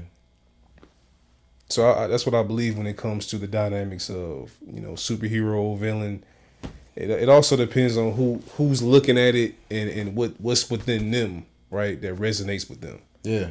So obviously when it comes to race, it'd be, what team are you on, right? Yeah. What race are you trying to win? Yeah. Right? So it can go either way. But that's just my side of it. That's a very good take, bro. I definitely can appreciate that. And shout out, leave comments on how I feel about this subject, because this is big to me. But even leading from that to my next thing is goal setting. So, do you think goal setting can be, let's look at it from a hero villain perspective. If my goal is to save the world and, you know, oppose you, then that's my goal. And if I'm the villain, then my goal is to, okay, the government or the world did me this way, so I'm about to blow up all of these landmarks or whatever it is. That's my goal. While you're goal setting, can you have a poorly defined goal? Everybody always say, set a goal. You need to work on setting goals. Work on doing this. Work on doing that. But it's like, you say, "Oh, this is my shit." But it's like, can you have a poorly defined goal? Because people will always direct you to have a goal, but that's not the end of the battle. So my thing is, can you have a poorly defined goal? No, you can't. Speak on it. You can't, because I mean, how could you universally, you know, do anything really, right, as a collective? Like how could you because truthfully it's self-centered, right? It revolves around you. You know, it's something that like you said, the villain that feels like he was done wrong and he has his goal is like, you know, because of free will, right? That guy said it's literally impossible. For one, it's impossible for that goal to be achieved. For one, right? It's impossible because there's too many moving factors with that. Mm-hmm. But also, you know, the greater good or greater bad, or it's gonna always go back to you, what's within you, and what you're trying to prove, what you're trying to accomplish, and this is like that can only be like generational wealth, right? I'm gonna make sure my family don't, you know, starve again, or they always can eat, they always can be successful. Yeah, that's pretty much all we could do. Is our individual legacy. Yeah, which is, now I'm thinking of the whole thing of legacy. Remember Tyson, what he said about legacy? Yeah, that it's not real and this and that. Yeah, but it is real, right? Because it goes within our conversation of all you can do is establish your own legacy, right? Do things for these people that's in line with your bloodline. So do you think Tyson, and this is some of the boxing and some of the bullshit. Let's get to the boxing. So like, do you think Tyson, do you think he had a point at all when he said that? Like, when he's saying legacy doesn't mean nothing from the standpoint of, when I'm gone, you can say whatever you want to about me. You can write any narrative you want to. I can't defend myself anyway. So live how you want to now, because they're gonna say what they want to anyway. That's true. Do you think that's a like an accurate take on that? Yeah, that was real talk. Okay. But I feel like that was also to excuse why he did what he did with that stupid stage fight. Oh, I mean, exactly. that was the most ballerina. I mean, yeah. It was more them like, I'm just, I'm about to get this money. I'm about to get this money. Yeah, so I understand that way of thinking. Like, I'm about to get this money. Yeah. But he is right to where, and I'm learning more and more as I get older, man. I'm about to go a little deeper. I'm going to go to just me as a man, and then me as a husband, and then my little experience of being a father, right? All right. So I'm learning more and more as a man. How you could tour yourself to different, angles and dynamics. I've literally been in situations, man, where no matter what I did, somebody was hating on me. Somebody had something to say. Yeah. I've literally like tried things out. Like even in high school, I used to experiment, bro. I used to do little experimentations. Like, I'm gonna be the most low key dude in the world. Yeah. I ain't gonna talk no crap. I'm just gonna be cool. And I gained 20 more haters. Easily. So I'm like, there's no getting around that, right? Yeah. So I understand when it comes to a legacy, it's like, he's a bum. He is gonna be that, right? Because that's how mankind is. But also, just to add to it, when it comes to the family, something very important God put on my chest to say. Yeah. When it comes to love, when it comes to marriage, when it comes to any relationship, it's important for all of us to understand who you're really doing it for. Right? When it comes to the acronym GAME, I made this up. GAME means God and me. Say that shit again. God and me. Yeah. That's what GAME is. Life is about God and you. Yeah. Because when it's all said and done, that's what it is. But while you're here, we have to understand your wife, your children, your best friend, your homie, they're all humans. Yeah. And they're going to let you down. They're not going to listen, right? They might not be there for you in the way that you think they are. Yeah. And that's okay. We can't charge them to the game, right? As in get rid of them or just forget them just because they're not meeting that expectation. Do you think that's fair to the, as I'm going to keep always saying, the intellectual, the scholar? Is that fair to the thinker of the family to where I can see a burden coming? I know when somebody's about to ask me for something in the family. I know when something's about to happen. I know that even though you asking me for these 12 things, I cannot ask you for one. You feel me?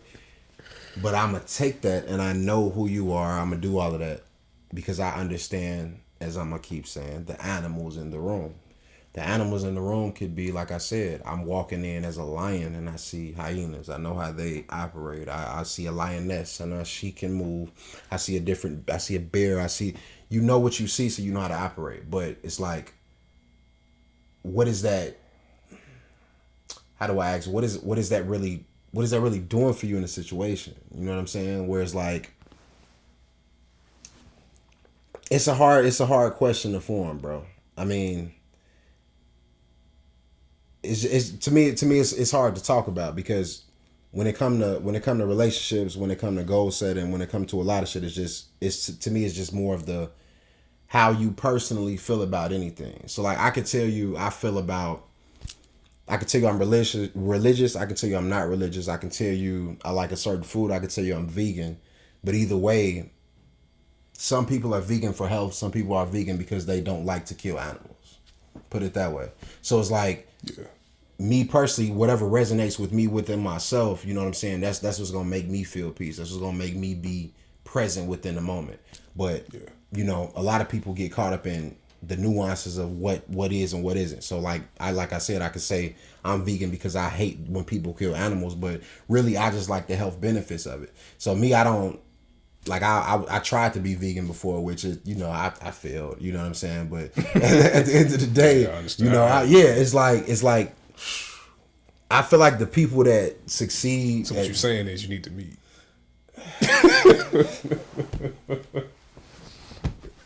That's what he said, man. I didn't say it.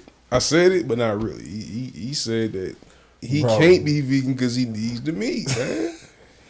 That's what he said. Man, I ain't say that shit, man. Pause. You know what I'm saying? But no, it's just like,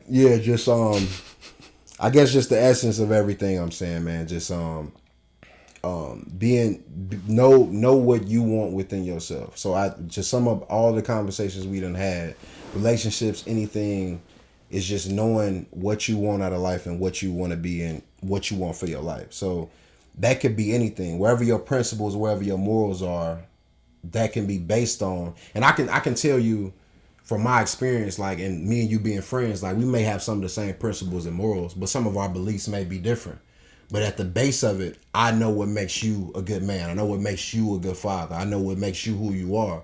You know what I'm saying? So once you ground yourself within that, I feel like you somewhat unstoppable. But at the same time, some people find peace within that, but they can't find a partner, a yin and yang within that lane. You know what I'm saying? Because they're just feeling like, okay, I'm striving to do this. I want to read more. I want to drink more water. I want to eat better. But I love the way this woman does her shit, but she not doing none of that shit that I'm trying to do to better myself. Oh, wait, okay. You know what I'm saying? So like, how to me, I would recommend, like, as a friend, if you come to me and say, damn, how can I stop thinking about Bro, work on yourself. Well, you working on yourself, you may be advancing in these 3 areas, but the woman you meet may be perfect for you. But she just not there yet with the water, the food, the where did that leave you as a let me just find self peace and then peace will come to me, or I will attract what I am type so shit. you're talking like, about it's double-edged sword, bro. A woman that you're already with, right? Yeah. And that you're growing. So both ways. Okay. So let's say you and your woman are here, and then you start doing this. Where it don't even have to be this. It can be this. But let's say to you is this. Yeah. Because in general, we need to drink more water. So this got to be a step up. Yeah. In general, we need to eat more vegetables and take our vitamins. This got to be another step up. I want to read more. Motherfuckers should read more. That should be but she might look at it as this, to where it's like, you on this wave, but I'm really just thinking about taking more vacations right now. I'm really just thinking about, I just got into my career. I want to I'm a dental assistant. I want to learn more about that. I'm looking at you like, you should be trying to be a dentist. It's crazy but it's like, it's different perspectives because I'm thinking I'm just trying to elevate shit. But because you're in that mode as a man or as a partner, do that automatically mean that your partner should be in that mode? And if they're not, you should be like, fuck that. I need to keep elevating. You know what I'm saying? Should you leave them behind? Or is that I love this person, I need to mold them? We talking man to woman dynamic, right? Yeah. I said it. So man to woman dynamic, because it's different from woman to man. Exactly. Right? For the man, he needs to always understand, and I tell all my young guns that I talk to, you're a coach, right? Mm-hmm. So that's a hat that we wear as husbands. You know, Coach Denzel, Coach Dre. That's just what it is. So yeah, there's a formula of understanding that, you know, I'm responsible, right, for motivating and guiding. Now, not saying I'm going to succeed 100% of the time, because, by the way, I have some help. I'm not by myself. I have God helping me, right, for my endurance. But I do have a responsibility to coach and guide this woman to get to where we need to be. Yeah. And the best way to do that is to leading by example. Now, I've noticed to where, even within me, that if I'm trying to guide and coach, and I'm trying to do something, and I'm falling off, or if I'm not doing as much as I should, or I'm not as accurate as I should, right? Then my wife is gonna dip as well, because she's naturally gonna follow my wave. Mm-hmm. Naturally, that's what the whole in love concept comes in when it comes to woman to man dynamic. That she's in it with you. She's literally going up and down on your wave. So I've noticed that whenever I'm slipping, whenever I'm like kind of off, she's gonna kind of do that too. Mm-hmm. So it's up to the man to always understand, like, we're the closest thing to God. We're the closest thing to it. Yeah. Made directly in his image. Yeah. So it's like, I can't, you know, turn on my word or turn on my activities. If I say, look, this is what we on, I'm drinking water. Hey man, I'm gonna have to be drinking that water, dog. Yeah. You know what I'm saying? Like, if she see you drinking that club soda, you know what I'm saying? That's real shit. You throwing back A&Ws, naturally she's gonna be like, well, I ain't gotta drink water. And then the kids go say, I ain't gotta drink. It goes down, you know what I'm saying? Now your pet's not drinking. Right, dog out here. You know what I'm saying? Not drinking water. So dog out here drinking Sierra Mist and shit. You know, one thing that's funny, my wife, this was like 2018. She had told me, I think I was a reasonable chauvinist or something. I forgot the term. Misogynist. I think it was something like that. I'm a understanding misogynist, right? Damn. And that's we had our little laugh about that, but that's some real talk that she observed that, right? Yeah. Because one thing I learned about these terms, first off, people don't understand what they mean, right? Yeah. Misogyny, being a chauvinist, but really it's like this, right? If you are not in your mind frame of being a chauvinist, right? If you don't understand there's a difference between man and woman, then I believe, right, your entire relationship is going to be about arguments and dysfunction. Mm-hmm. Because you're going to be treating her like she's your equal. Right. You can't come at her like how you would come at your homeboy. You can't. You got to be gentle with her. Yeah, you got to be gentle with the feminine, man. You know what I'm saying? A lot of guys don't, like when I see guys going back and forth and, yelling and screaming and getting huffed with a woman, I instantly understand he don't know what's going on here. Yeah. Don't you know you're bigger and stronger and intimidating? Yeah. You can't be doing that. Yeah. But more importantly, don't you know that there's an intellectual difference? Yeah. Gotta know. You know, go into that? Talk to him. You want to? Okay. Because we're talking about the emotional disposition, right? That's the only thing. You and your woman can have the same IQ, or her IQ might be higher than yours based on testing. But you have a little edge over her. He has a little edge over you. Just a little edge. He's less emotional. Yeah. That's all. Yeah. God didn't. More and more logical. You know what I'm saying? It's not that, and it's not to say women don't have logic. It's just the instinctual thing is just to logically think through the situation as opposed to emotionally think. So it's like that's the edge. So you're not gonna dive to that first. You're gonna go to, let me think. I need a real solution. You know what I'm saying? As opposed to let me act in the moment. So. Yeah, I understand. Yeah, that's all. Yeah, like, because, we see it day to day. It might be a situation your wife is, upset or thinking about doing a certain thing, and you really sit back thinking about it. You're like, well, that doesn't make sense for us to do that. Yeah. Because we're going backwards. Yeah. Yeah, but I feel like, yeah, I understand. I understand what you're saying. I understand what you feel. But that's going to set us back. Yeah. That's all. That's the main difference between man and woman. Mm-hmm. That's the main difference. It's nothing to make women feel bad about. I'm not saying, I wouldn't even say, because some guys say men are better than women. That's weird. By the way, that's weird, right? Weird better, like no, we're not compared in that way. Yeah, it's not even a point to compare. Like, I don't even get the comparisons anyway. Like if you thinking of, like we keep saying, femininity and masculinity, how are you comparing it on that level? You know what I mean? If you know the difference, you can't. You know what I mean? So what are we talking about? Yeah. Like I always say, like when it comes to the body, right? So what's more important? And you know what? I challenge you to give me an answer for some of these questions, right? Good. What's more important, your arms or your legs? That's crazy work. Crazy work. I'm gonna have to go ahead. That's more important. I'm gonna have to go ahead and go with the legs, bro. Legs more important than the arms? The reason why I'm saying that, the only reason I'm saying that is because I'm down the leg right now. You know what I'm saying? Yeah. I can see how it's difficult not moving around. But if I didn't have my hands, that shit people bring me, I can't even grab onto. You know what I'm saying? Yeah. So I gotta get your perspective. Yeah, that's how I feel about, like, when we've been taught to detach, right? So it's like everything is connected. Mm-hmm. Like God made the human body as an example for life. So the man and woman should always be intact. It should always be a togetherness between man and woman. There is no separation between man and woman. We're made for each other. Yeah, literally. That's 100. But all these, this rhetoric on, the division between us is really hurting us. And it goes to, like I want to talk about, the whole pill thing.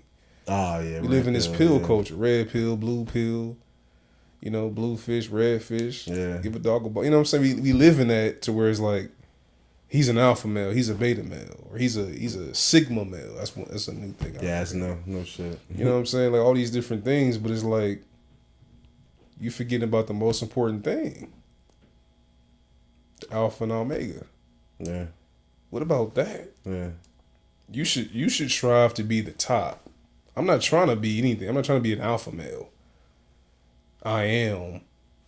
Right? I am. Yeah. I'm not trying to do anything. I'm literally walking around. I am. Yeah. Yeah, that's real. Shout out to our brother. You dig what I'm saying? I am. Shout out to our brother. K.Shan. I am. Shout out to K.Shan. You know what I'm saying? Like, for my real. Dog, for man. real. Talk to him, bro. My dog. Yes, sir. But yeah, that's real, man. That's the realest you can get, man. I think I'll I wouldn't say end. If we keep going, we keep going. But the phrase that I wanted to present to you is, I believe it goes, men are taught how to treat a woman, but not what to expect from a woman. And women are taught what to expect from a man, but not how to treat a man. How much truth do you think rings into that phrase? That's true. Matter of fact, repeat it one more time, so I can really Men are taught how to treat a woman, but not what to expect. but not to what to expect from a woman. So I'm gonna address that. Well, so many angles I can go into this based on the teachings. I would say, we rely on sexual education to teach us about boys and girls, right? Birds and the bees. That's all we really have. Outside of the streets, which is another conversation I'm gonna get into as well. Right. So basically, I'm trying to see which angle I want to go. Well, I'm gonna just start with, commercials, TV, right? Advertisement, right? We know the economical system is basically set up to where the man is profitable for the man to be a simp, right? A simple-minded guy spending money on women that don't want him. That's the definition of a simp. So the only information a lot of young boys have is, chivalry and what to do to please the woman. Yeah. The flowers, you writing love letters, and you're taught to do things that doesn't work because it protects the system. Yeah. Because if the system was revealed that you don't need to do those things, it would crash. Just imagine if every little boy understood, I don't have to do this, that, and the third. This, that, and the third is buying things. Yeah. What would that do to the economy if every young boy suddenly woke up and was like, you know what? I'm done with that. What do you think within a week?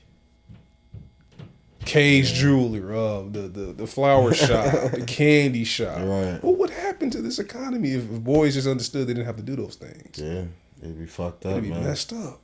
Because it's like, that goes down to, the way that people advertise diamonds back in the day. I mean, like, the way people, you need to put a ring on our finger to, and it's all fine and dandy, you know what I'm saying? I prefer the traditional way as well, but it's just because I've been conditioned that way. You know what I mean? Like, we didn't put that much value behind a diamond being on your ring finger and all of that until we saw some advertisement behind it. We saw some movies, we saw some commercials. Somebody got on one knee and proposed, and now all of a sudden that's a tradition and that's what we do. So a lot of the things are just programmed and just so repetitive that we catch on to this shit and we don't think twice about it, bro. So I'm definitely with you on that, man. And the second half of that, of what to expect, we don't understand human nature. Human nature isn't taught enough, right? Yeah. We don't understand that what a woman is exactly. Once again, we think we're equal. Once again, we think we are literally the same. Yeah. We have the same quality. We're both needed in the same way, but we are different. Yeah. Right. It's like having the engine, the motor. Right. Those are two different things needed as a collective, but we're not taught that.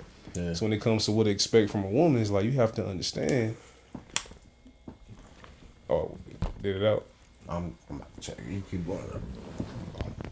Keep talking up. Oh, I keep forgetting you can edit. I keep thinking this in one run. Nah, you good, bro. But what was I saying? I forgot what I was gonna say. So your camera died? I'm looking at this one. Oh. I think mine's still rolling. Oh. This one's still rolling too. Okay. I was gonna say what to expect from these hoes. I want to say this one. It stopped going. I don't know when it stopped, but what we got? About 20 shit. We probably got 10 more good minutes.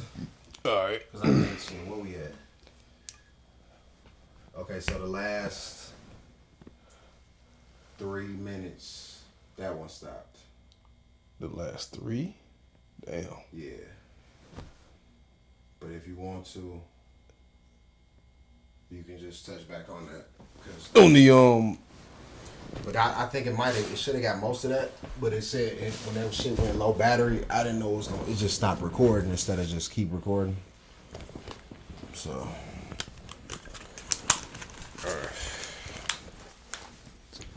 Brief intermission. Technical difficulties. But we'll touch back on that. Like I said, men are taught to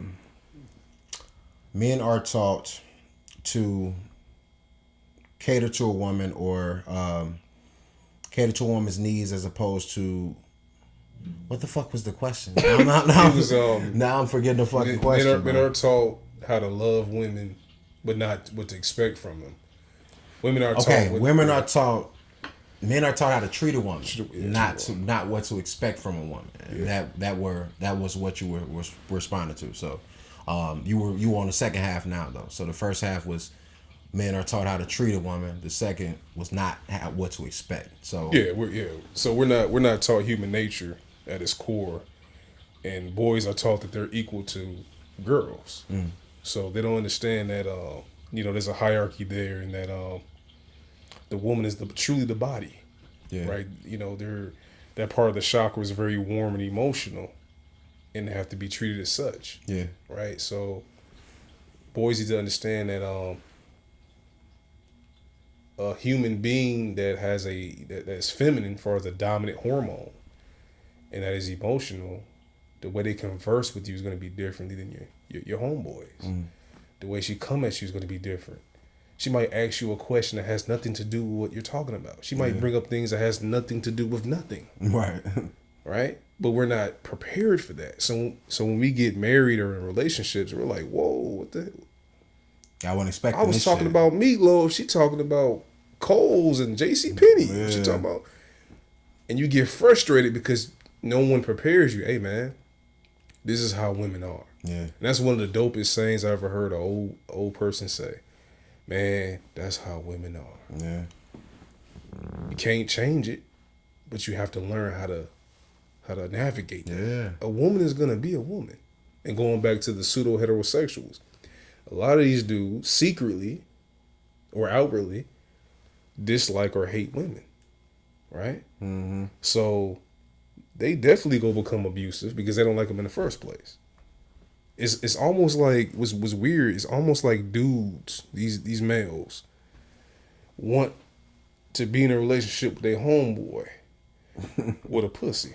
Don't it seem like that? Yeah. They want their homeboy to have a pussy so bad. Yeah. But guess what?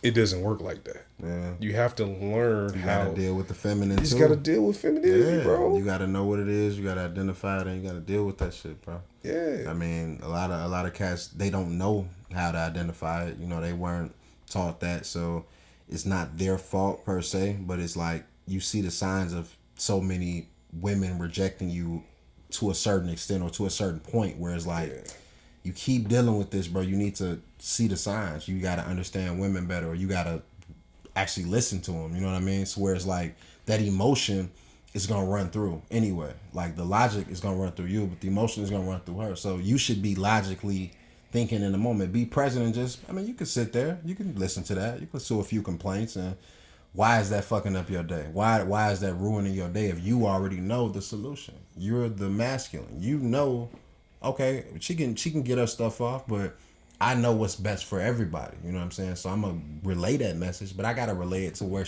I got to meet her on her level. I got to meet her at that emotion. Like, I feel you, baby. I understand what you say. You know what I'm saying? Like, you got to make sure she knows that what she's saying matters, but the grand scheme, this is the better idea. Let's do this, babe, because we going to lose the house if we don't. You know what I'm saying? It got to be a logical thing to bring everything back to the forefront. So I definitely feel you, bro. And they have to learn to dominate. They got to be dominant, right? With grace, right? There you go. You can't. You know what I'm saying? You can't be just overly aggressive and become a bully Yeah. to your woman. But it's important to where she begins to catch on that she can't move you like how she does other guys. Right. She can move them. She can snap off on them. But you sitting there like, so yeah, we about to go to the spot. Yeah. Right. You know what I'm saying? Because us going to this reservation is more important than what you talking about. I'm not disrespecting what you talking about. I smell what you talking about. Yeah. I smell what you're talking about. It's just that we got to go to the spot because we being paid. We didn't put the deposit down. You know what I'm saying? That's all it is. And I believe that, that's a good test right there because a real woman would respect that. A real woman gonna be like, okay, this is a real dude right here. Yeah. He's about his business. Yeah. So I can be in my emotions, but at the end of the day, he's gonna be like, you're gonna tell you we gotta get the fuck off it. Yeah. You know what I'm saying? Like at the end of the day, this is what we doing. So being a man and being within yourself, bro. So, but yeah, man, we done touched on a lot of shit. You know what I'm saying? A lot of topics I want to touch on more. I do want to have a bigger set, and I want to have more of our guys around, and where we can kind of feed off each other and get everybody's opinion on the subject. Yeah, it's about to be dope. Yeah, bro. It's about to be dope, man. Yeah, bro. I really enjoyed sitting there talking to you, bro. It was just, I think the end. It's been like a couple hours, so I'm gonna have to see what I can do with this. But man, bro, it didn't feel like it though. You know what I'm saying? I don't know what time it is right now, bro, but we've been chopping it up. You know what I'm saying? So this how I want the vibe to be. I want it to be real genuine, real vibes. But it's always a pleasure, bro. Whether it be me hitting you up, asking about the family, whether it be you hitting me up, asking about the family, whatever it is, bro, it's always a pleasure to sit and talk to you, man. So talk to the people, man. Give them your social media, give them everything, man, so they can follow you, like and stuff, and just more Denzel Avery Carroll, bro. Yeah, on everything. It could be Instagram, Facebook. You can even Google it. Denzel Avery Carroll. DenzelAveryCarroll. My real name on everything. And there it is. Just look it up. Yes, sir. Yes, sir. So, we are boxing, bars, and bullshit, man. My guy Denzel, he will be a regular guest, man. You will see some more of this great mind work, man. Y'all see how he dropping gems, doing his thing, man. And hopefully, man, we get that Book of Adam soon. I'm gonna drop the links for all of that, and I mean, once it's there, bro, y'all see it in all my videos, man. So y'all be able to get in tune with them. But yeah, without just more time taken up. But I know I got more boxing, more bars, and more bullshit. But it's the end of the night, so I'm gonna let my man go home to his family, man. I'm gonna go to my family, and we gonna do what we do, man. We gonna be real men and do real things. But next time we touching on more boxing, bars, and bullshit, man. Hey, before we go, Canelo or Bud? Yeah, I had to hit him with that real quick. Canelo or Bud? Yes, sir. Let's get to it. Let's get to it. So, Canelo. If I went, I'm gonna go Canelo because I don't like betting against Canelo, and I'm only saying that because Canelo's body work is unmatched to me. The body work is gonna be very key in what they doing, and Crawford is stepping up, more power, more weight. Now a lot of people talk about what they walk around at. I walk around at 250. But yeah, you might be comfortable there. But if you've been training at a certain weight, that's really where you're comfortable at. So I would say Canelo, but on the skill boxing side, I mean, Canelo's a better skilled boxer than people give him credit for. A lot of people say Canelo's more, he's an inside fighter, he power. But you got to really watch Canelo's career to see that he has defense. He learned, after that Floyd fight, he learned a lot. You know what I'm saying? So he has defense. He can fight, but he's been doing more power because he's looking for the knockout. Everybody, okay, you fight Canelo. Canelo ain't knocked nobody out in this long. Benavidez ain't knocked nobody out. So you still got to take that into account. But Crawford, great boxer. You know what I mean? But Crawford done been touched before to where he done damn near got knocked out. Canelo got that power that'll knock your ass out. So to me, it's hard for me to go against Crawford, but I can't go against Canelo, so I'm gonna go Canelo. But how you feel? Oh man, it's just tough. To me, I think Bud has more dimensions to him. And by the way, I started off not really liking Bud, especially with the Earl Spence thing. Yeah, that really bothered me. Yeah. And I ain't been bothered in a long time. I'm like, man, I'm like, why is this bothering me? Yeah.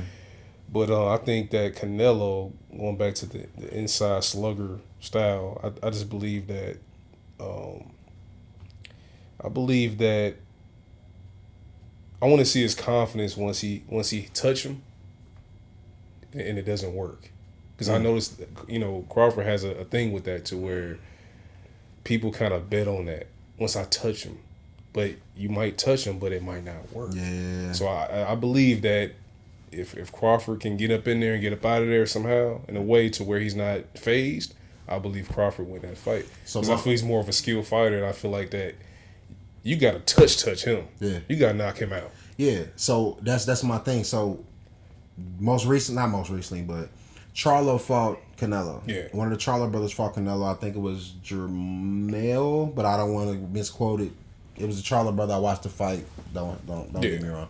But yeah, so with that fight, with that fight, the shit was a different playing field. Charlo thinking like, okay, I'm a great fighter in my division. I should be able to do A, B, and C to Canelo, but it did not ever. It didn't work out like that at all. So that's my only thing. If Crawford can carry that confidence, that ego, that that bravado, to where he's like, all right, I'm gonna go in there, I'm gonna let off my combos, I'm gonna move, I'm gonna go southpaw, I'm gonna go orthodox, because he do that. You know what I'm saying? So do your shit, be comfortable, because Canelo gonna be comfortable. Canelo got like 60 fights. You know what I'm saying? Like he been out here, so it's like you can't really go in there being iffy. The only person that the only two people was Mayweather and Bivol. Bivol beat Canelo because he wants to get that light heavyweight championship. But I haven't seen anybody to put up as much volume that Bivol did against Canelo, besides like Mayweather, because Mayweather was making them miss and making them pay. Surprisingly, he was hitting them. Yeah, I was shocked by that fight. But he really hitting them. Yeah, so it's just different. So yeah, Canelo, within the past 5 years, he ain't been showing the skill that he really has. But I feel like in this fight, he gonna have to show it, because Crawford gonna come. He's a younger fighder too. Yeah, I forgot to add that in there. Yeah, and you know what's crazy when it comes to age? I'm just now learning, because we're older a little bit now. You know what I'm saying? It does matter. Yeah, it do. Like when I was younger, I'm like, man, forget all that. Nah, if somebody 2 years, 3 years younger than you, bro, man. Being in that. Send me the gold, Michael Draco, 762 go through you and your bro. Then out of his back and then into your door. Then straight through the couch and right into the stove. Send me the gold, give me your code. Gentlemen first, we'll kill it provoke. That info Nicholas who that I told. If I'm in the pickle, I shoot through the coat. Send me the gold, Jordan and Cole. Bounce pivot faking and fade off the road. Either like Nas, take over like Hov. Cooking for sure, lighting the stove. Send me the gold.